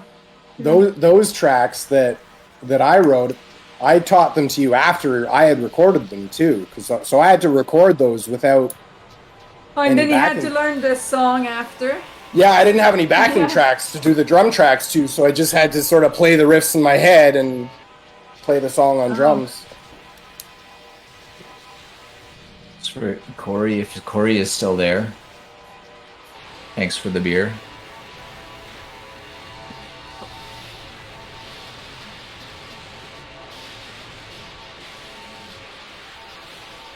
Yeah, some weird noise shit. I don't know what the idea of the weird. I don't know if the idea of the noise stuff was to make the album long enough because I'm pretty sure the album is like just 30 minutes. So it's possible that we made that just because, like, the album's not long enough. Yeah, but at the same time, it's not weird for you guys to have that idea. No, to do that it totally works. Like, the split and all that experimental stuff. I think that was part of it because we were really looking to make like a full length and not just a split and whatnot, or a demo or an EP. But also, like back then, like it was like. When you started as a solo project, like that was still sort of a big part of the identity of the project was noise stuff. So it was like, and I think after I left, I feel like that started to become less. Yeah, it dissipated for sure. Whose alarm clock was that? Mine. Yours? I think it's mine, yeah. I thought it was mine, but It was at the house, you heard it. Oh, maybe you recorded it with yours, but the idea came from mine in our bedroom or something, I think. Oh, really? Yeah, the idea was an accident. No, that was the phone, sorry. Oh, no. Yeah, But I think it's from the black alarm clock that I had that you had the idea one morning. And you might have recorded... Really? I had that maybe, idea? yeah. I thought that was It was- Matt's idea. Oh boy. I can't remember. I can't All of remember. us That's were one I like- can't remember. But this is another Matt song. When I listen to this stuff, it's just like, it's so chaotic. You almost like don't like hear the riffs. It's just so like, so much chaos going on. Yeah, bumpers. We played bumpers a lot. I know we played in 2004 with Daughters, and I still have that beautiful poster, silk screen at my house. It's like beautiful, but the poster was way better than the actual show. The actual show wasn't bad, but it was Ken Mode, I think, and Daughters and N.S.S.T.S. And Yeah. bumpers. It's so insane. And Searching with Chin. Okay, that's a pretty Searching crazy for Chin. show. I just remember that place because it was like 60 A little bucks. noodly. That's like our little noodle.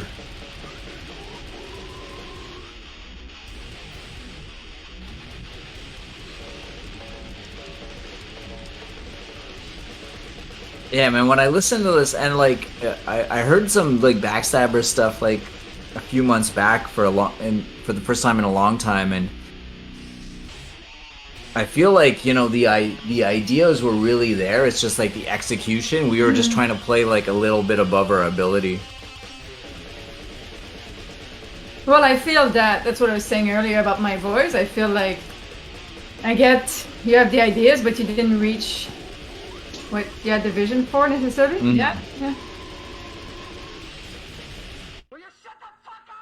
But at the same time, it's like it's worth doing, because if you stop because you can't fully pull it off, then you'll never. What's this song?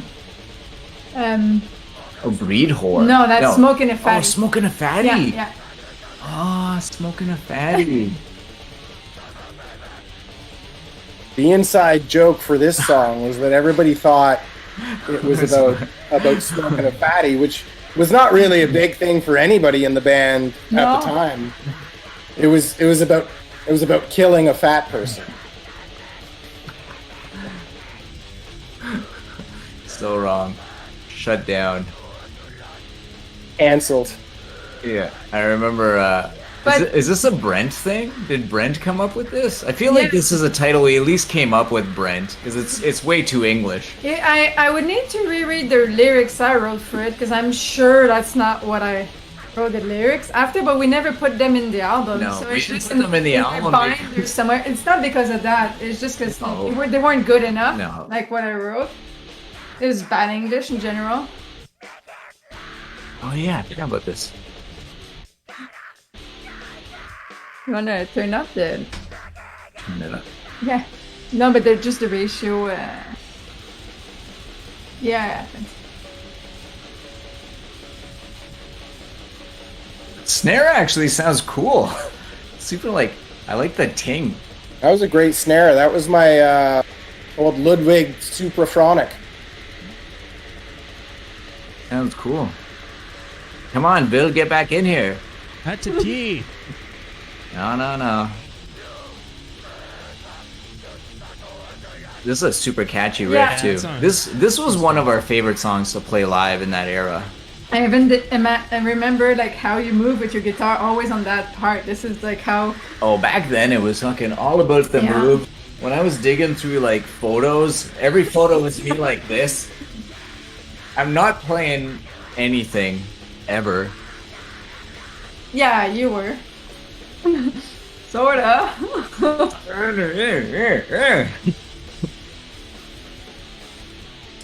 This might have been you and Tim that wrote this, or Tim wrote this. But this is the riff you were saying you were humming to me, maybe? Yeah, a lot of these riffs were riffs that came from me humming them to you. And then like, I think a lot of the sort of faster, blastier riffs in the song, I think Tim did right. Oh, Could have nailed those pinches a bit better. Close enough. Oh yeah, The fucking Burning Side. This was like our hit song back in the day. the money maker. This is the hook. This is the first song I still have a Ghetto Blaster compilation here, and I remember this is like the first time I really heard "Fuck the Facts" like a recording after some fucking show I don't know where. This song and this part right here was like when the first time I learned how to do like an actual blast beat. Mm-hmm. Nice, the double bass.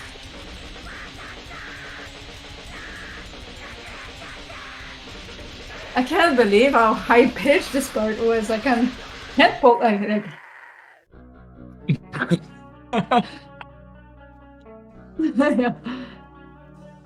Chorus. Oh man, this fucking riff. I remember every time I'd fuck this up live, it was just like the worst feeling ever. This is our remember. But it's important.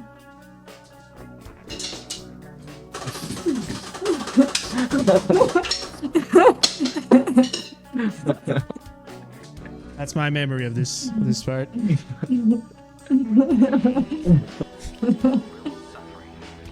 That was good. The same samples that I used on Discoing the Dead, I think. They were pretty loud, eh? It didn't work, but Yeah. And we also still have like the trigger on the kick drum and everything, even though it's this like clean guitar part.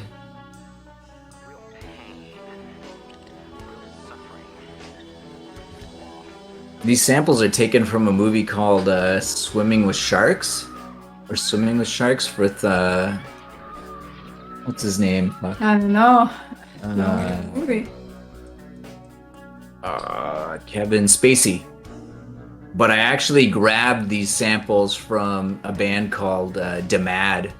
They used the samples and then I scooped them up and used them again.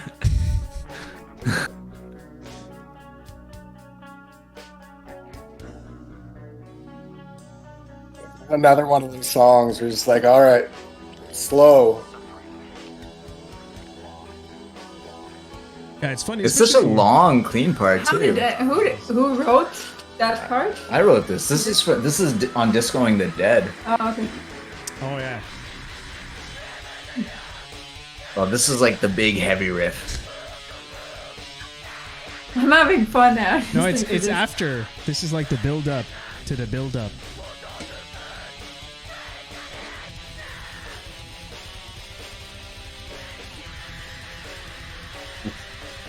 I think tuning our guitars would have helped too. This is See, 2002, you didn't hear that, and that's okay. It adds character, right?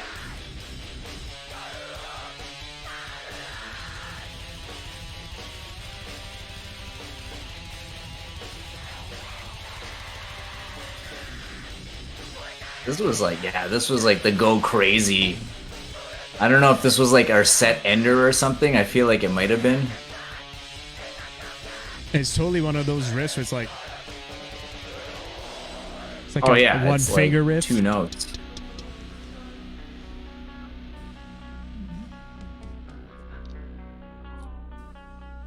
I totally even remembered.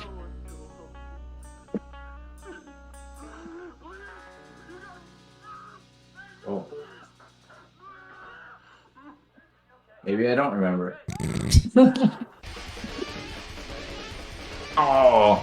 Totally. We're remember already at playing that. the last song of the album? Yeah. This is a short album, yeah.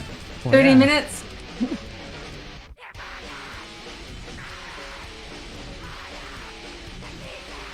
What's this song called? 23-17-41? Yes. Yeah. Okay, so this is Brent. Brent came up with this because that's Actually, what he called it. Oh, I did you came come up up with with that? this. Yeah. Oh, really? I thought it Yeah. was Brent. I always thought it was Brent because he was like 23-17-41 because it's like all like wacky. Yeah, I did it because this was like we were making jokes about like math core, and 23, 17, and 41 are just all prime numbers. That's good. But this is a song that we wrote together, jamming. Yeah. Might be my favorite song on the album. This and Ballet Addict were like kind of two that I think we wrote back to back. Yeah, that's really. This is where you and I like really, I think, found our groove and like a kind of a style that we really were enjoying. But I think carried on a lot going forward in the band. Oh yeah. I think this song is probably the like, at least structure wise, like the most solid song on the album.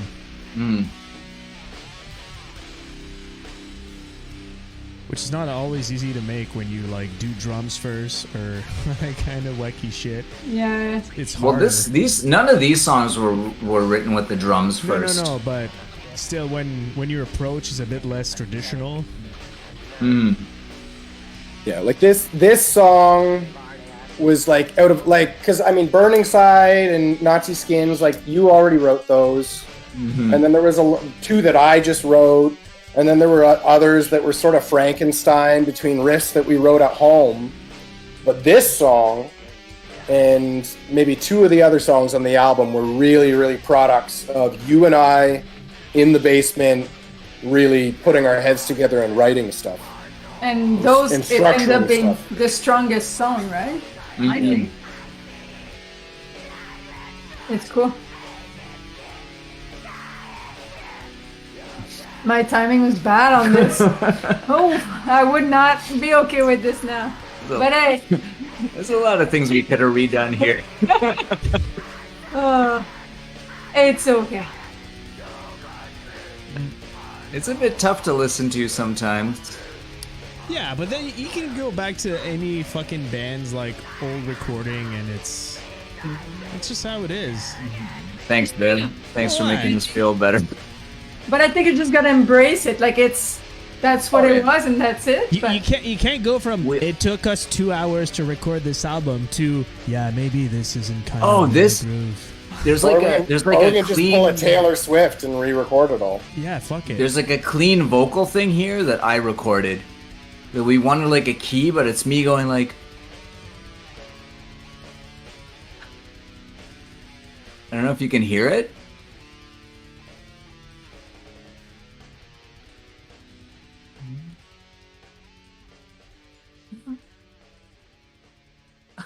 It's like a little clean vocal thing that I did there that we came up with. And I remember Mel was like laughing at me while we were recording it. Do you remember that? No. When I was recording that clean vocal thing? Oh yeah, it's over this and then in the basement. Yeah. Were you like this? But he had to leave, like his studio, it wasn't the studio, it was a computer behind a panel. He had to go on the other side of the panel because we couldn't look at each other. Yeah, because she was just like laughing at me. But I know like for Backstabber too, like when I listen to it, like it's a bit weird, but we really recorded it like the band that we were. So Tim is here, I'm here, and like that's it. It's not like, oh, let's do rhythms and we'll record leads and all that. It's just like, no, one guitar, two guitars, that's it. But yeah, and then here, I guess is some of the stuff. It's pretty crazy because I feel like after Backstabber, we actually evolved quite a bit. And maybe it was the recordings that we did, like the Feeble Minded split, when we did like Leper Accountant and stuff like that. Because I remember even when we went on tour with Malfaction, Backstabber was out, but we were like, okay, Backstabber's out, but like listen to this new stuff that we done, because we already felt like it was so much better. Yeah, I think Collection's like a lot of the stuff on Collection I think is super solid. We wrote some really good shit, and I think it shows that we were just playing all the time, and it really paid off. These songs, do you remember like this song, like another did we write this together? You wrote this one mostly by yourself, and you brought it to me, and we recorded it in my parents' basement, and Mike came and did backup vocals, Yeah, Mike from Head Hits Concrete. Yeah. Oh yeah. I still talk. Have you talked to him in a while? I haven't talked to him in a while, but I know he lives in Victoria now. Yeah, and he's really into like biking and stuff. And he does art. Yeah, he's doing good. Yeah, he's doing great. Yeah. I caught up with him a couple years ago. Like just online, or you saw him? Yeah, just online. Yeah, just a few messages back and forth on Facebook, and then he got his bike stolen, and he did like a crowdfunding to buy him a new bike, and I sent him $50 for his new bike. Yeah, that's cool. Yeah, because I remember when he came down and he was doing just the backup vocals. I think they're here even. Yeah, right now I remember. Yeah, that's Mike.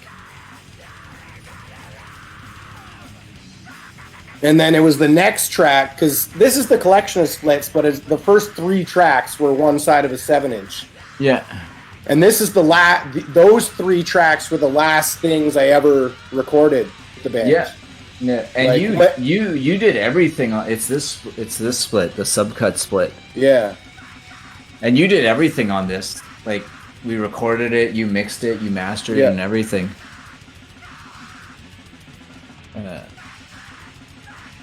But yeah, I remember when we did the stuff with Mike. Like Mike, was like he had to have like whiskey or something before he did his vocals. Yeah. It's just a good song. Yeah, it was catchy. Yeah.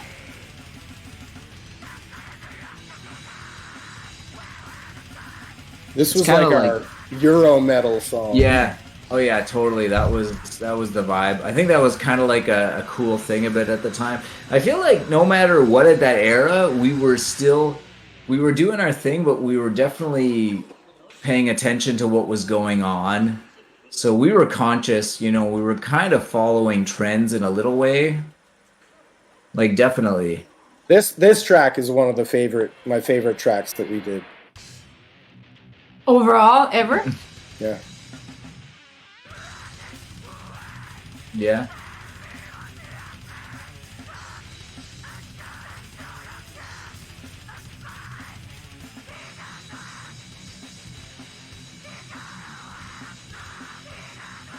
Yeah.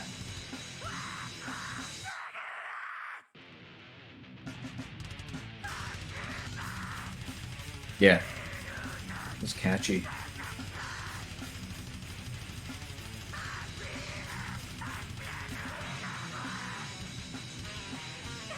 Did we record these guitars at your place as well? Yeah, we did, because there was I remember recording the leads with Dave Menard. Oh, is Dave on this?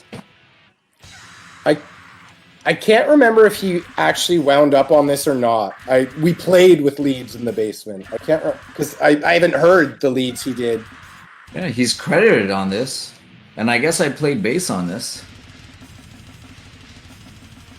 Oh, gravity blasts were a thing then. Yeah. There was a couple gravity blasts on Backstabber too. It's actually sounding pretty good. Yeah. Yeah, this recording turned out really well.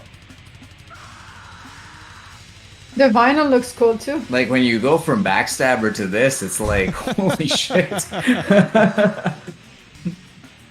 Backstabber, like, man, there's a lot of good stuff, and part of me, I feel bad for Remy. It's like, you press like 2,000 of those.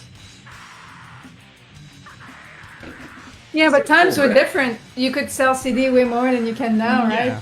And production, Well, like, especially in a style like that at that time, like, I don't think it hurts it that much. Yeah. Well, this is after you had gone to school or you were in school or after for audio? I think I had graduated by then, yeah, because I was class of 02, 03. Yeah. Yeah, because this So sounds like drastically better. made a big difference. Oh, yeah.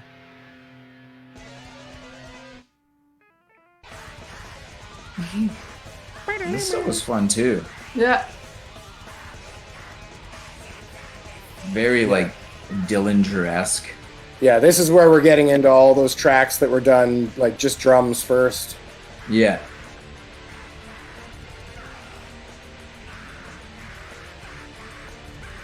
But this stuff turned out really well, like all things considered. I remember us being really happy with how it turned out. It's when we figured out we didn't even have to put mics in front of our amps. We could just plug the Digitex right into the console. For optimal sound. Yeah, this is from this split. The Overseas connection. Yeah, overseas connection. Is that you? Oh no, we got someone else to do backing vocals on that. Who? Wayne did those vocals. Yeah, This guy from France, yeah. And I guess Dave Menard is on this too. So did we have a period with Dave? Yeah, so playing with Tim? So Tim. With Matt?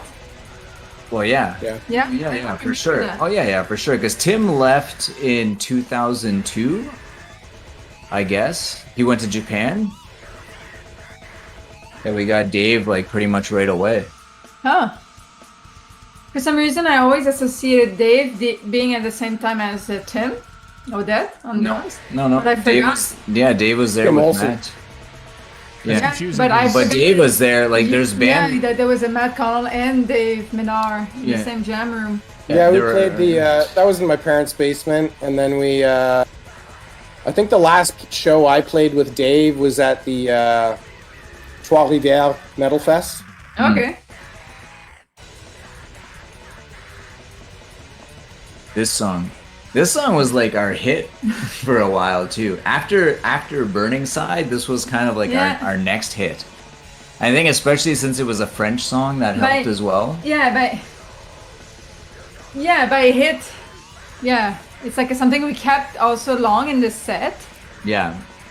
And it's like a recognizable song. Yeah, it's a catchy song, like just the first riff. The riffs are so busy. So crazy. Fuck. The vocals too are super busy. Yeah. Yeah. Well, listening to this stuff, I'm getting tired. And we played that a bunch and we recorded it. Yeah, we re-recorded it as well. We did? Yeah. Oh yeah, that's true. Which it's on an EP or a split. It's not a full unnamed. It's on unnamed. Okay. None of this was to a click, right? We got lazy on the named. This was, yeah. Oh really? So you would just set up a click and just play to it? Yeah. Okay. Well, you were there operating the click and the computer. Okay, but then you edited the drums. Yeah, I got everything set up. I mic'd it up. I did some sound checks and some tests, but my little console was in like the next little dungeon room over, so I couldn't be like doing both. And you came over and you engineered while I played.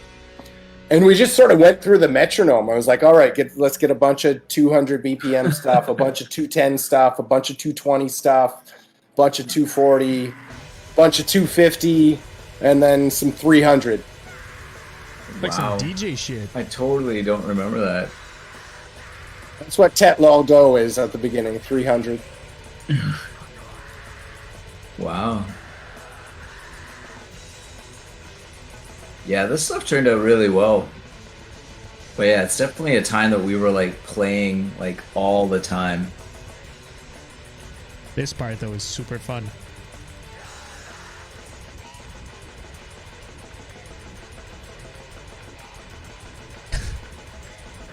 Feels like a fucking jig. So, how long after we released Collection of Split how long was it after that you left, Matt? Well, I feel like, but I was already gone by the time like Collection of Splits came out. Okay. Because I did all the splits, and then Collection of Splits was a collection released later on. I left. Yeah, but it's still early on. Yeah. I left in June 2004. Okay. Yeah, and like you joined. So at that point, you joined Experiment in Terror, and basically, no, I had already been playing in Experiment in Terror, and I was doing both bands. Oh, okay. I joined Experiment in like 2002. So when did? Because Tim was the drummer in Experiment in Terror before. Yeah. And then he came and played with us after you. But who was he? Was he playing with? No, he played with Daemon after us. Yeah, he did. So he's just doing Donner Party, I guess. And his Nintendo band. Oh yeah, Dr. Wily. Yeah, Dr. Wily. So yeah, it's not even a year between you leaving and me joining. I didn't know that. That's crazy. Yeah, it wasn't that long. June 2004? Why? When did you? I thought you joined in 2005. Yeah. June? Yeah, no, before June. Oh yeah, because we went on tour in July, right? Yeah. I joined in like May or April or something like that. Yeah, everything moved so fast back then. Yeah, because Dave, I don't think Dave lasted that long after me. It did for a bit. Yeah, but then. And like, really, yeah, Marc-Andre came in not long after I left. Yeah.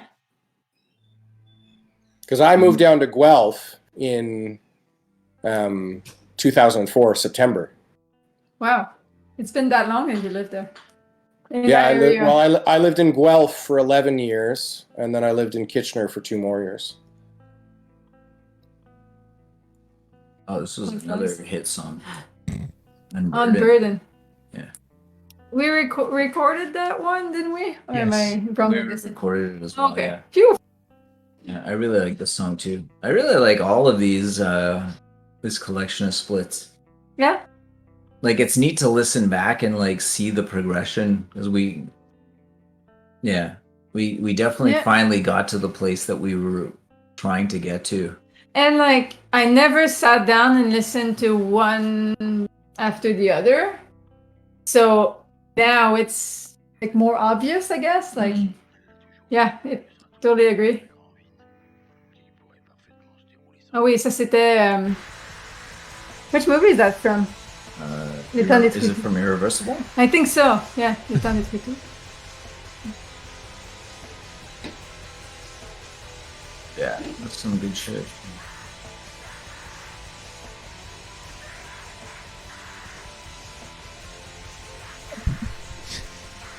What's going on? Yeah, this song makes you want to drink.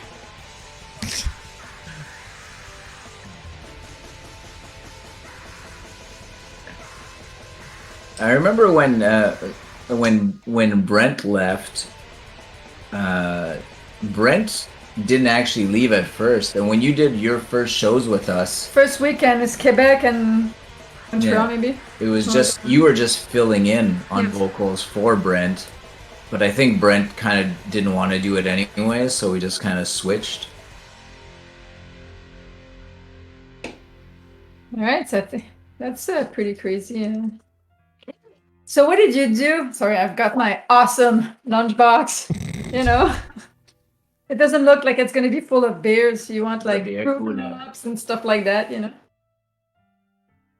Actually, this is almost a fruit roll-up. If anybody has tried. I got my thingy. What the fuck is that? Yeah, it's some vintage like beer, not beer, wine cooler cup. Oh, okay. Yeah. Jeez. Wow. It's pretty fancy. I'm a bartender. Supposed to have that shit at home. Or am I? I don't know. Maybe I'm not. Well, I have it.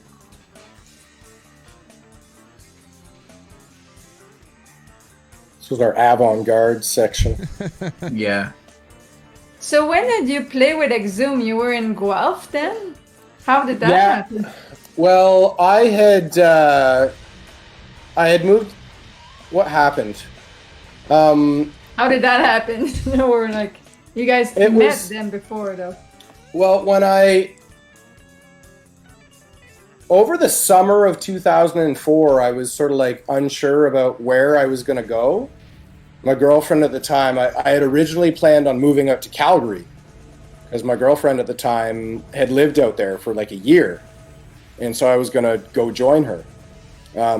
And I quit the band, and I basically called her up and said, like, I quit the band and I'm coming out. And she was like, oh, because I don't want to be here anymore. And because she found out she got into the University of Guelph. And I wasn't sure if I even wanted to go to Guelph. And what actually happened was, over that summer, I got contacted by the singer from the Black Dahlia Murder, who had just like quit the Black Dahlia, and we had hung out with them in Detroit on one of the last shows we played. We played Detroit. Yeah, I remember he came out to our show in Detroit. Yeah, we played like that bookstore. Yeah, and then we went to that like bowling alley or something. Yeah, like the glow in the dark bowling alley. And then we went to that dude's house who chased a homeless guy away with a machete. Don't remember that. That's before my time. I wasn't there. That's it was like stories. Is that before Mel's time? Yes, I think so. Oh, really? Think so? No, you were there. You were there. It was this bowling alley, and we parked at the bowling alley because it was the only safe place to park our van where it wouldn't get robbed in Detroit. Because they had like a 10-foot barbed wire top fence at the bowling alley. And we took like a 5-block walk to this dude's apartment and slept on his couch. And then like we saw this homeless guy who asked us for change like a block away from his apartment. And he like yelled at the guy and screamed at him. And we thought he was like freaking out, but then he turned back to us and he was like totally calm. He's like, you can't be nice to them, otherwise, like, you'll turn around, there'll be 10 more of them. And he went back up into the apartment, and everything was cool, and he went into his room for a bit, and he came out with the machete. He's like, I'll be right back. I just got to go chase that guy away. Oh, my God. Oh, wow. I have no recollection of that. This is a crazy... And that was the first time we ever did Detroit. And I remember we used to always go to Windsor. We played Windsor a lot. Oh, yeah. And every time we went to Windsor, we'd be like, wow, like what a shithole, Windsor. And then we went to Detroit. We went to Detroit, and like the sewer covers are like bouncing off with steam, and like every second building is boarded up. And then we were there, and people are chasing homeless guys with machetes. And then we went to Windsor, and it was like there was bluebirds and rainbows, and like, this place is so amazing. It's so nice. You just gotta spend a lot of time in the U.S. Sorry for the U.S., and then you come back home, and it's like, oh, all of a sudden, like, So that was the story. It was like I agreed to play in that. There was some new death metal band that was going to get signed to Metal Blade. And like I had like all but like booked my train ticket down there, and got an email saying, "Oh, never mind, project's off. We've started the Black Dahlia Murder back up again. Sorry." Oh wow. Yeah. So from there, I kind of had the bug. I was sort of on the lookout for, because he had contacted me. It wasn't something I was looking for at the time after just leaving FTF. But it sort of amped me up, and then I saw a post about Cole leaving Exhumed. So I just threw Matt an email, because I had his email address, I think, from when we had played with them a couple years prior. And we just got to talking, and I flew out there, and I learned their set, and... I was out there for one weekend in, I think, October 2004, and they gave me the news that weekend that they had brought out like two people. One guy was from like Nebraska or something. He flew in, and I flew in the next weekend, and they went with me, and we did an album and a couple smaller sort of split recordings before they went on hiatus for a while. But yeah, that was. You did that cover I remember when album, we. Right? What were you saying, Bill? It was that cover album, wasn't it? I remember. Yeah, we did an album of covers, and then we did like a split 7-inch. And we had like maybe a good, close to an album worked out of material. But we were supposed to go to Europe like 3 different times, and each time it got canceled with like a week to go. Oh, shit. And the third time it happened, I think that was just the final straw for Matt Harvey at the time. And he just pulled the plug on the band and moved to Hawaii. Yeah. He came back to it like three years later or so, you know. Yeah. He recharged his soul. Did any of the stuff you guys had for that album got released or into another form or something? Yeah, I'm sure that, you know, some of those riffs probably made the next Exhumed album. I didn't really follow the band heavily after that, so I didn't really keep track. It was all like I didn't do any writing. I wrote my drum parts for the stuff I recorded. But Matt was the riff master in that band.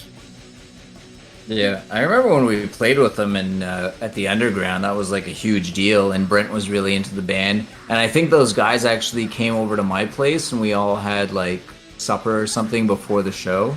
Yeah, we made a big pot of chili, I think. Yeah. That was really cool. I think I remember that vaguely. It was at your dad's house, huh? Yeah.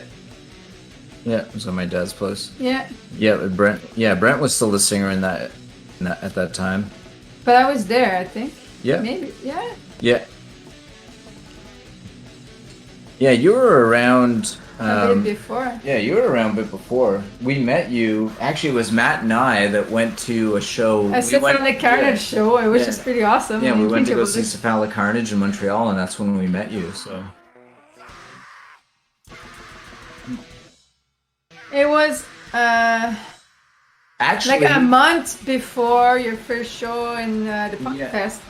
And actually, you played your band was Mo Comba, or no, Rakai?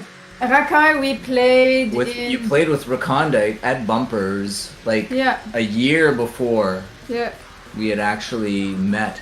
And back then you were in Recondite too, Matt, right? Mm-hmm. Well, yeah, Matt was always in Recondite. Okay, I didn't know. I thought it was like different.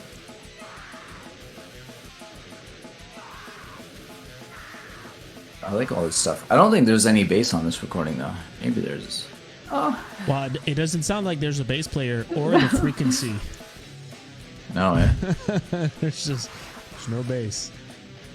No, I don't think there's any bass. But it I don't still think I sounds recorded good. any bass. Like so, I've never listened to this and be like, man. Oh, I wanted to mention, we were talking about touring, and just quickly about the U.S. Matt, I don't know if you remember our first ever U.S. show. We played in Plattsburgh.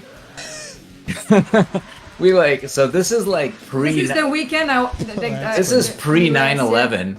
Actually, even like another thing, I can remember when 9/11 happened. I went to your house to pick you up, right, to go jam. And like I showed up, so two stories in one. For 9/11, I remember showing up to Matt's place, and one of the planes had already gone through the building, and Matt was watching, and he was like, "This shit is fucking crazy." And then we sat down and we watched, and then like the second plane went through, and we're like, "Holy fuck!" And then we're like, "All right, let's go jam." Like, yeah, I totally remember. You remember that? Yeah. I don't remember where you were living exactly at the time. You were living with Nikki somewhere. Yeah, that was on Farrier's Lane in South Keys, a townhouse over beside the Walmart. Yeah. Just to work at the Walmart building bikes. Yeah, it's so crazy because it's obviously such a huge part of history.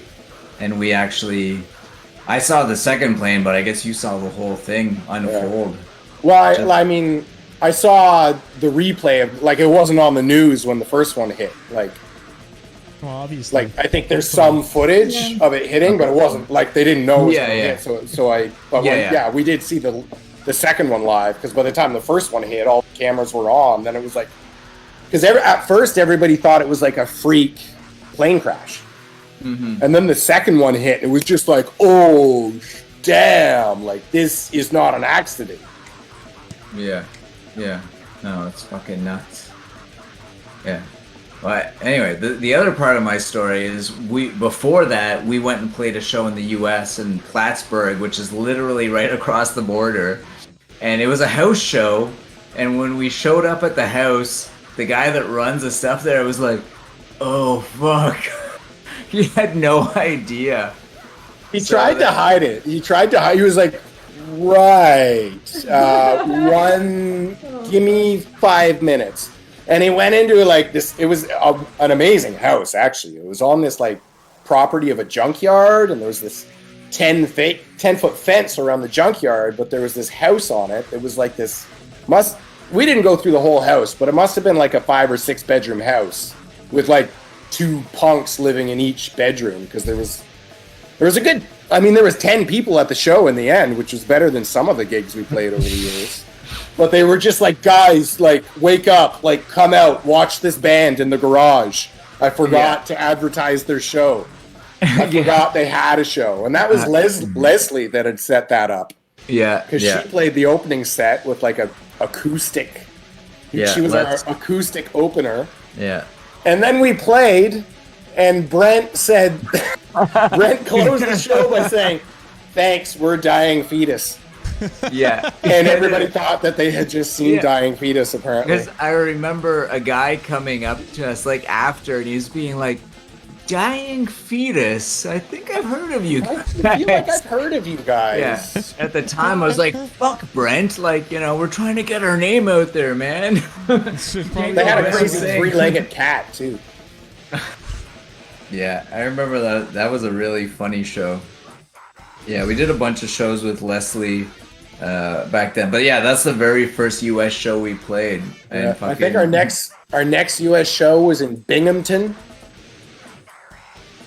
New York? Yeah, really? I think so. It was another like one-off. We played in Binghamton. Okay. Was it with Malfaction? No. Because we did those days with Malfaction. We went through the US, right? Like. Yeah, the first date on the Malfaction tour was one in Long Island that we drove to Long Island and found out the show was canceled. Wow. It was like a fest. And then we drove, our next show was like 5 hours away in Pittsburgh or something. So we drove to Pittsburgh. We slept in the parking lot of a mall and went in and stole orange drink from the McDonald's. Forgot about that. And then a lot of stealing. I can't remember. I feel like Malfaction was on maybe a different leg, like coming from, like they weren't going to do the New York show, and we met up with them there. And then we went around like Cleveland and I think was Detroit the last date of that? Was that Detroit one that we did, or was that different? I honestly don't remember at all. Yeah, I don't remember those dates at all. Like, almost all of our US stuff at that time, I feel like we always tended to be like, okay, we've got these Canadian dates and we're gonna cut through the US. Yeah. Back when you could actually kind of like pull that shit off, because we didn't get visas back in the day. Oh. We would just show up and be like, I don't even remember what our excuse was. Do we say we were going to record? Do you remember what we were saying? We didn't use that one. We just used to always say we're going to play shows in Nova Scotia, and this thing is 3 hours drive time. Yeah, yeah. And it always worked really well for us, except for one tour that we did that may have been that one where we went to New York, where they wouldn't let us bring shirts across. Yeah. They're like, you can bring your CDs, but you can't bring the shirts. Even though you don't plan on selling them, they're not allowed to cross the border because of some textiles law. Mm-hmm. We would have had to hire a broker for like $700. So we wound up just driving back to Ottawa from Cornwall, dropping off our tub of shirts. Except I think we each wore one shirt. Yeah, we each wore like a shirt or two, maybe. Yeah. And that's what we had to sell the whole tour. Five shirts. I think we sold one or two of them. Yeah. Yeah, we probably didn't even sell them out. But yeah. Cool. So after you did like the Exhumed shit, I think you kind of, that's when you moved, right? You moved to, or no, you'd already moved. You bought your studio. That was I bought the church. I bought that in 2009. So that was a while later. Like Exhumed fell apart. I was out of Exhumed by the beginning of 2006, I think. What were you doing after that? I remember we were still hanging. Were you living in Toronto? Because I think we stayed with you, or we saw you somewhere. I Came guess out to a Toronto show one time. I can't remember the venue. You played the Shadow once in Guelph and came and crashed at my place on Edinburgh in Guelph. Yeah. But I was hungry to keep busy, so I took another session gig and did a month-long tour with Strong Intention. Oh yeah, I totally remember that. Zach, who was like a booker, he booked a bunch of shit for us too. Yeah. So the deal was I was gonna go down there. Like I went there down there like a week before tour. I had learned their old material. I wrote a whole new album with them. Oh wow. I didn't write the riffs. Their guitar player sent me all the riffs, and I wrote the drums, and then we spent a week learning them. And the plan was to go out and do this tour for a month, and then hit the studio right after. Mm-hmm. But as it turned out, by the end of the tour, Zach had never actually booked the studio time. Okay. And so we didn't go into the studio. Yeah. And then he booked it again, but like screwed up again, so it didn't get booked. Anyway, in the end, I never got paid any of the money that I was agreed to get paid, and Zach totally ripped me off, and that guy's a total piece of shit. Yeah. I'll go on record as that. Is he still booking? I wonder. Oh, probably. When we went on tour, he was doing some booking for he booked Deicide. He was booking for Deicide, and they sent him an advanced copy of their new live DVD. And the first thing he did before going on that tour we did was burn 20 copies of it to sell as bootlegs on tour, because that's the level of a shyster that guy is. That's how you make money on tour, man. Yeah. He's probably because I remember he booked Deicide, he booked Vital Remains, he booked us for a bit, booked I Hate God. Yeah, he did a bunch of shit like that. Yeah. That guy's a total. He will lie to your face. Mm-hmm. So after that, is that when you started Drudgery?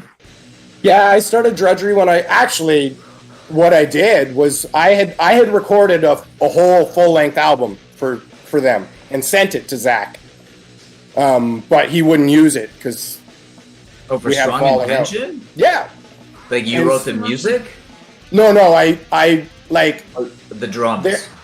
I wrote the drums and I recorded all the drums. I said, I'm not coming down to the studio. He wanted to go to Steve Austin's studios. Yeah. And they were on Goodfellow Records, and I think he stole the money, probably stole the money from Goodfellow too. Wound up getting dropped from Goodfellow. It's a crazy story. Yeah. And we were supposed to go. He was like, no, we were going to go to Steve Austin's studio in Boston. That's where we're recording it. It's like, you booked it, you've tried to book it 2 times. I've had 2 tickets booked to come down, and each time you've screwed it up. So I'm not giving you a strike 3. I recorded all the drums in my studio, sent them, said they're ready, and he was like, no, we won't use them. So I took those drums and I chopped them up and made songs out of them, the same way that we did for Collection of Splits. Yeah. And then I wrote riffs to the drums, and that's what the Drudgery record was. Oh, wow. I have to say, I really dug that album, and I listened to it a bunch. It's super good. Yeah, so that was like your new band, and you did it with at least one guy from Horizon Ruin, right? Yeah, that was Derek. He was on vocals. He wound up stepping aside on vocals because he was too busy with Horizon Ruin after they got signed to Victory Records. Mm-hmm. And our bass player Steve stepped up and did vocals for a while. Yeah. And that's how I met Johnny, because Johnny came out and played guitar with us. Yeah. And you sent me a note one time, just asking me if I knew any good guitar players. Yeah. Well, that's another thing. Yeah, actually, I just met an awesome guitar player, Johnny. I'll send him your way. So even after Matt wasn't playing drums in the band anymore, you were still actually connected with us, because you recorded the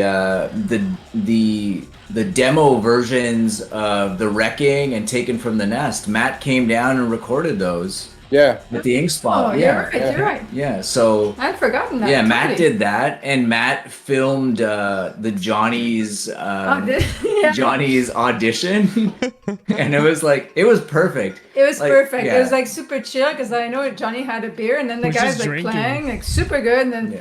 That's kind of like one of the things that made us like pick Johnny was that because we had like a few people audition, but they were just like all like I don't know. Everyone was great. They were all cool dudes, but Johnny had they were all amazing musicians. But like musicianship was one thing, but we wanted a dude that we knew we were gonna have like fun with, and like you But know, these other dude could have been, but that's Yeah. Johnny the way his video was. Well, I remember one guy, he was like, dude, I can't wait to be on Relapse. And it was like, okay, well, you're gone, you know? And Get ready like to other be people, disappointed. other people that were just kind of there to like further their career. And it was obvious. It was just like, no. And then Johnny, like the way it started, he just like took a swig of his beer and just like played the songs. That's him. That's and it the was, guy. Yeah, it was just like, that's the guy. And I just called him and was like, you want to come down and jam? And it clicked. He's such the chillest dude ever. Yeah. Like there's no Yeah. Everybody on the road got along with him Yeah. so They much. fucking Like even loved him. like Yeah. Well, But that was fine, kind of the Johnny's so idea funny. because everyone else was like an amazing musician. It was cool, but for everyone else, it was obvious like we were just going to be a stepping stone to their career of whatever. And it's like we don't want to be a stepping stone. We want to get someone in that actually wants to be here. So. Yeah. Yeah. And once you realize, So yeah, all that to say, Matt actually has played even without after he was drumming for us. He's actually played a role in the band as well. I even brought those. So he recorded like our side of this split. Matt recorded that. oh, what an awesome artwork, from Yeah. Ike. just Yeah, and Mike Majewski did that artwork. It was amazing. so talented. He was so talented. And this split we did with Pleasant Valley. So the two songs that got us signed with Relapse, we recorded with Matt.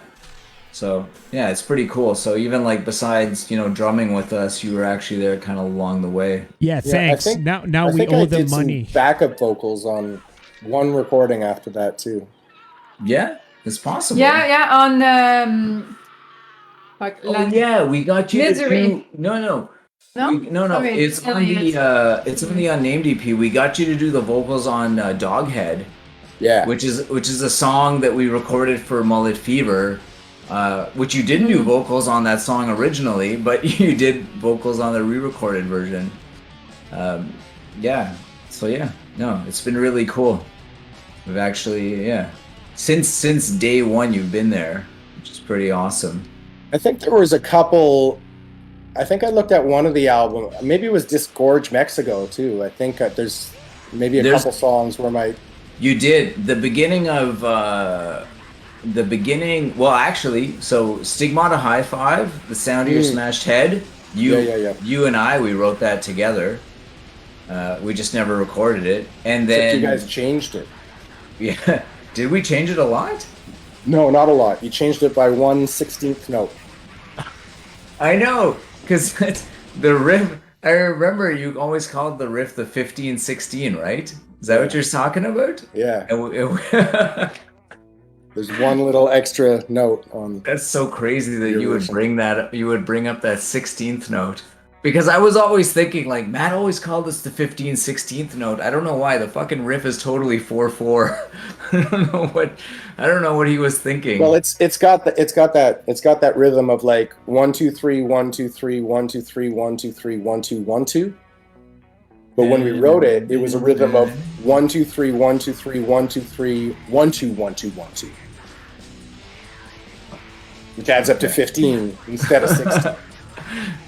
Okay. And they're actually 8th notes, not 16th. I didn't know at the time, though. I thought there were 16th notes. Like, I miss my glasses now, so I can do like... Yeah. I'll have to revisit this once I don't have any alcohol in my system.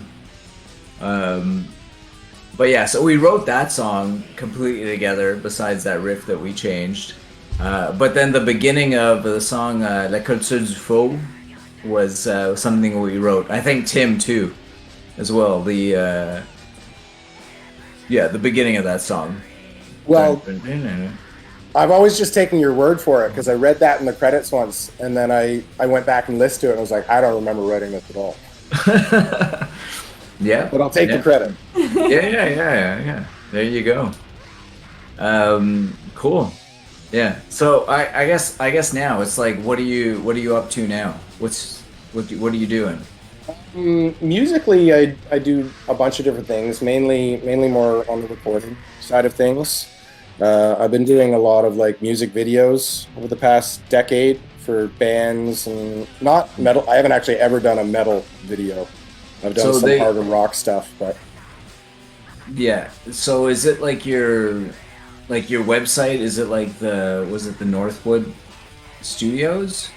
I have a few. Yeah, I have. Well, there's Northwood Music, which is like an independent label I run, which mainly deals with like singer-songwriter type stuff. And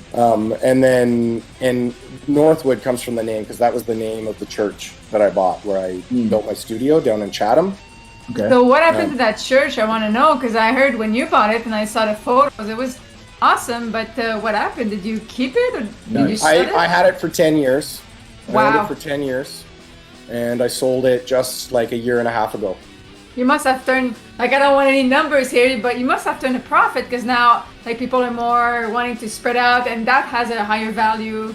Yeah. It was a bank foreclosure I bought up for like dirt cheap. That. And so I mean, I didn't cash in big or anything because it was a bit of an oddball property. It took me a year to sell the place, honestly. Wow. Like I had to carry that place for a long time. So it's like And it was. I also like when I bought it. Like I bought it like as a total opportunity thing. I was not in the position to be buying anything, but it was so cheap that the down payment on it was like $2,000.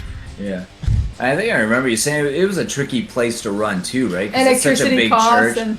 And yeah, because obviously Canadian winters, it's got to be impossible to fucking heat in the winter. Well, you can't use the full church part, I'm guessing, right? Well, what was lucky is I had like this really big, huge floor-to-ceiling fireplace, and I could pretty much heat the place off of wood. Oh, and that was cheaper? I guess at the time? Yeah, it was pretty cost-effective, especially down there, because everything was cheaper in Chatham. Like, I could get like a whole truckload of wood for like $60. Oh, wow. But I did a lot of stuff there. It was a great place. But back up in way closer to Ottawa now, in Smiths Falls. Musically, You recorded some metal bands there too, right? Oh yeah. Weren't you working with what was the label? What was it called? Year of the Sun? Year of the Sun, yeah, I did a bit of stuff with them. I don't think any of that label was more or less defunct by the time I got that studio. Wasn't that like Drudgery was on that, right? Yeah, they put out the Drudgery record. Yeah. Yeah. Okay. But that was like I think 2006, 2007 that came out. But in the studio in Chatham at the church, I recorded Humanities there. That's where I mixed like the second Âmes record. Oh yeah. And I did one of Johnny's bands there, 2 different times. Pick Your Side. Okay. Oh yeah. I did their full length LP, and then I did another split for them. And I did like sort of more of a hard rock punk band called Cobra there. Okay. Yeah. Trying to remember who else I did there. Oh, I did I think 2 or 3 records for a band called Visions of the Night. That sounds familiar. It's a black metal guy, Pete.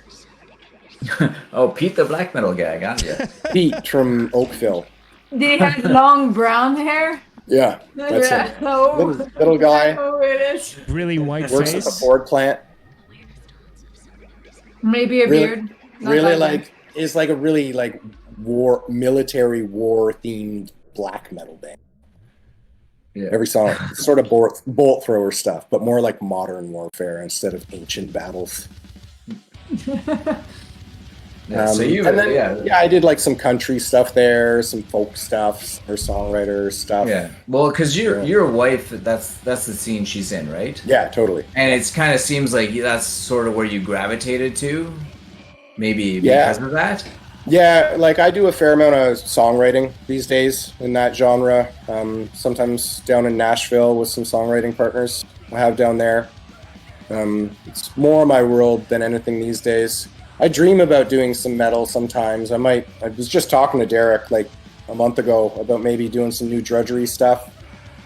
And I was just telling Vil earlier tonight, I recorded a song on vocals for the first time. And you told us. Yeah. Did a Rage Against the Machine cover, but like death grind style.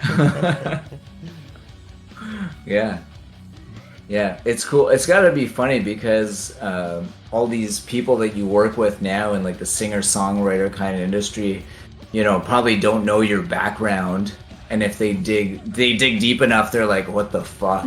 Well, what's funny is I was actually like an hour before this live stream, I was out shooting a music video for a guy named Jordan who does like pretty acoustic guitar stuff. But he came to you with his metal band years ago to record. Wow. Jordan? Okay. Jordan Hogg. Yeah. Abraxas.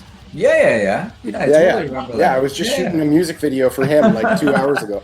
Well, longer now, but at like 5 o'clock, I was down by the canal doing some, and he's doing like pretty instrumental finger style acoustic guitar stuff. Yeah. Did he know that you? Did you tell him you're like, I'm gonna go hang out with Topon later? No, he told me. He was like, "Oh, I saw online you're doing a stream with Topon tonight." Oh, that's awesome. He probably tuned in at some point. He lives right around the corner from me. Okay, so he's in that Smiths Falls area. Nice. Yeah. That's cool. Yeah, it's such a small world, eh? Like, yeah, that's really cool. So yeah, you got that. You got your shop, right? You got a music school. You got a lot of shit going on. Yeah, I try to keep busy.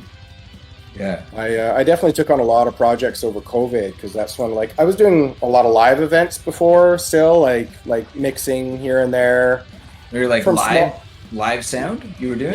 Yeah, from like smaller club gigs to like even some bigger festivals and stuff, just doing live sound and production work. I had been working with a production company in Cambridge for a long time while I was down in Guelph, and they do like a lot of bigger music festival stuff. So I got to go around sort of North America on some trips, setting up PAs and stuff.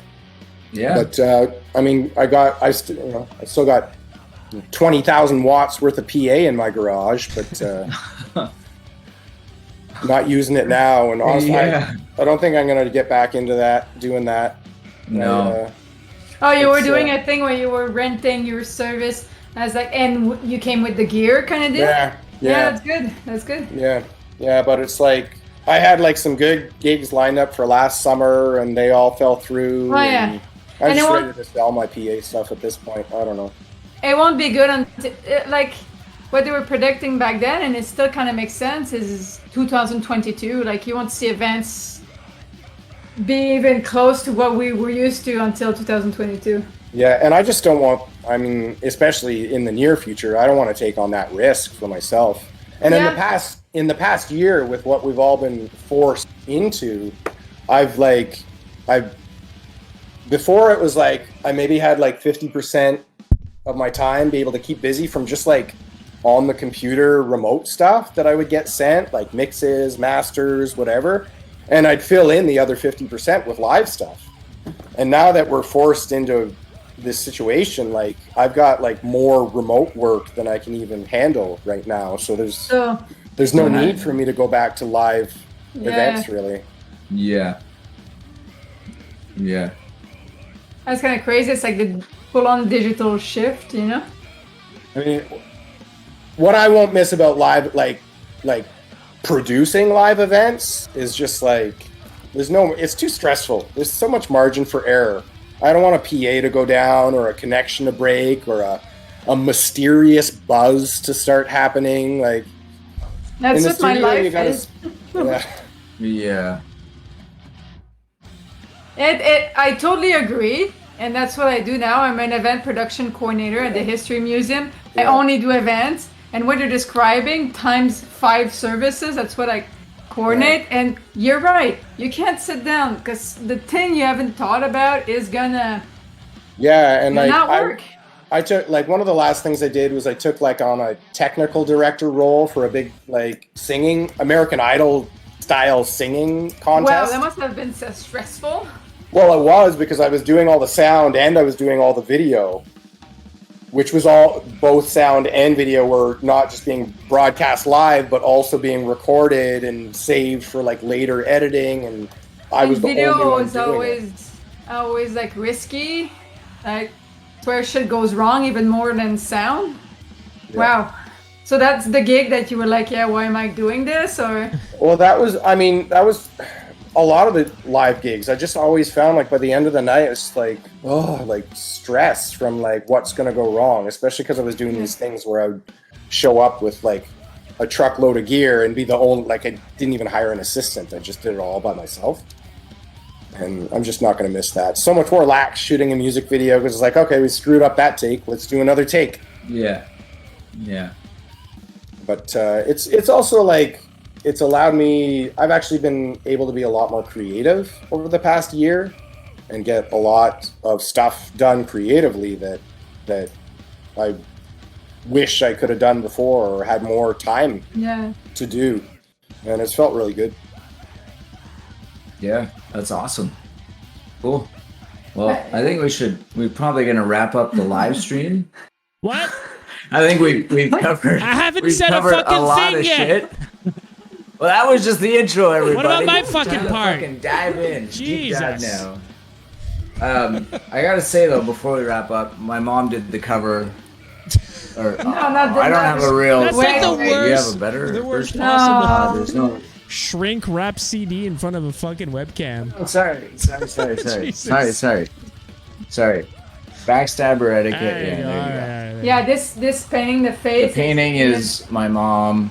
The side thing, the bonhomme on the side is. It's it's mine, but it's little credit. Like this whole front painting is a killer. Like it's a small piece. It's this big, but it's super awesome. Photos. And that's what that's what I'm using as a background for the stream. You can see your mom's signature as well on the year. Yeah, Yeah, like yeah, it's I N.S.S.T. 1976. It's I love this shit too. Like I was 76, yeah, opening this up. I haven't opened this up in ages. I was what the fuck? And it's like, finding beauty in betrayal. I'm like, oh my god, that's so deep.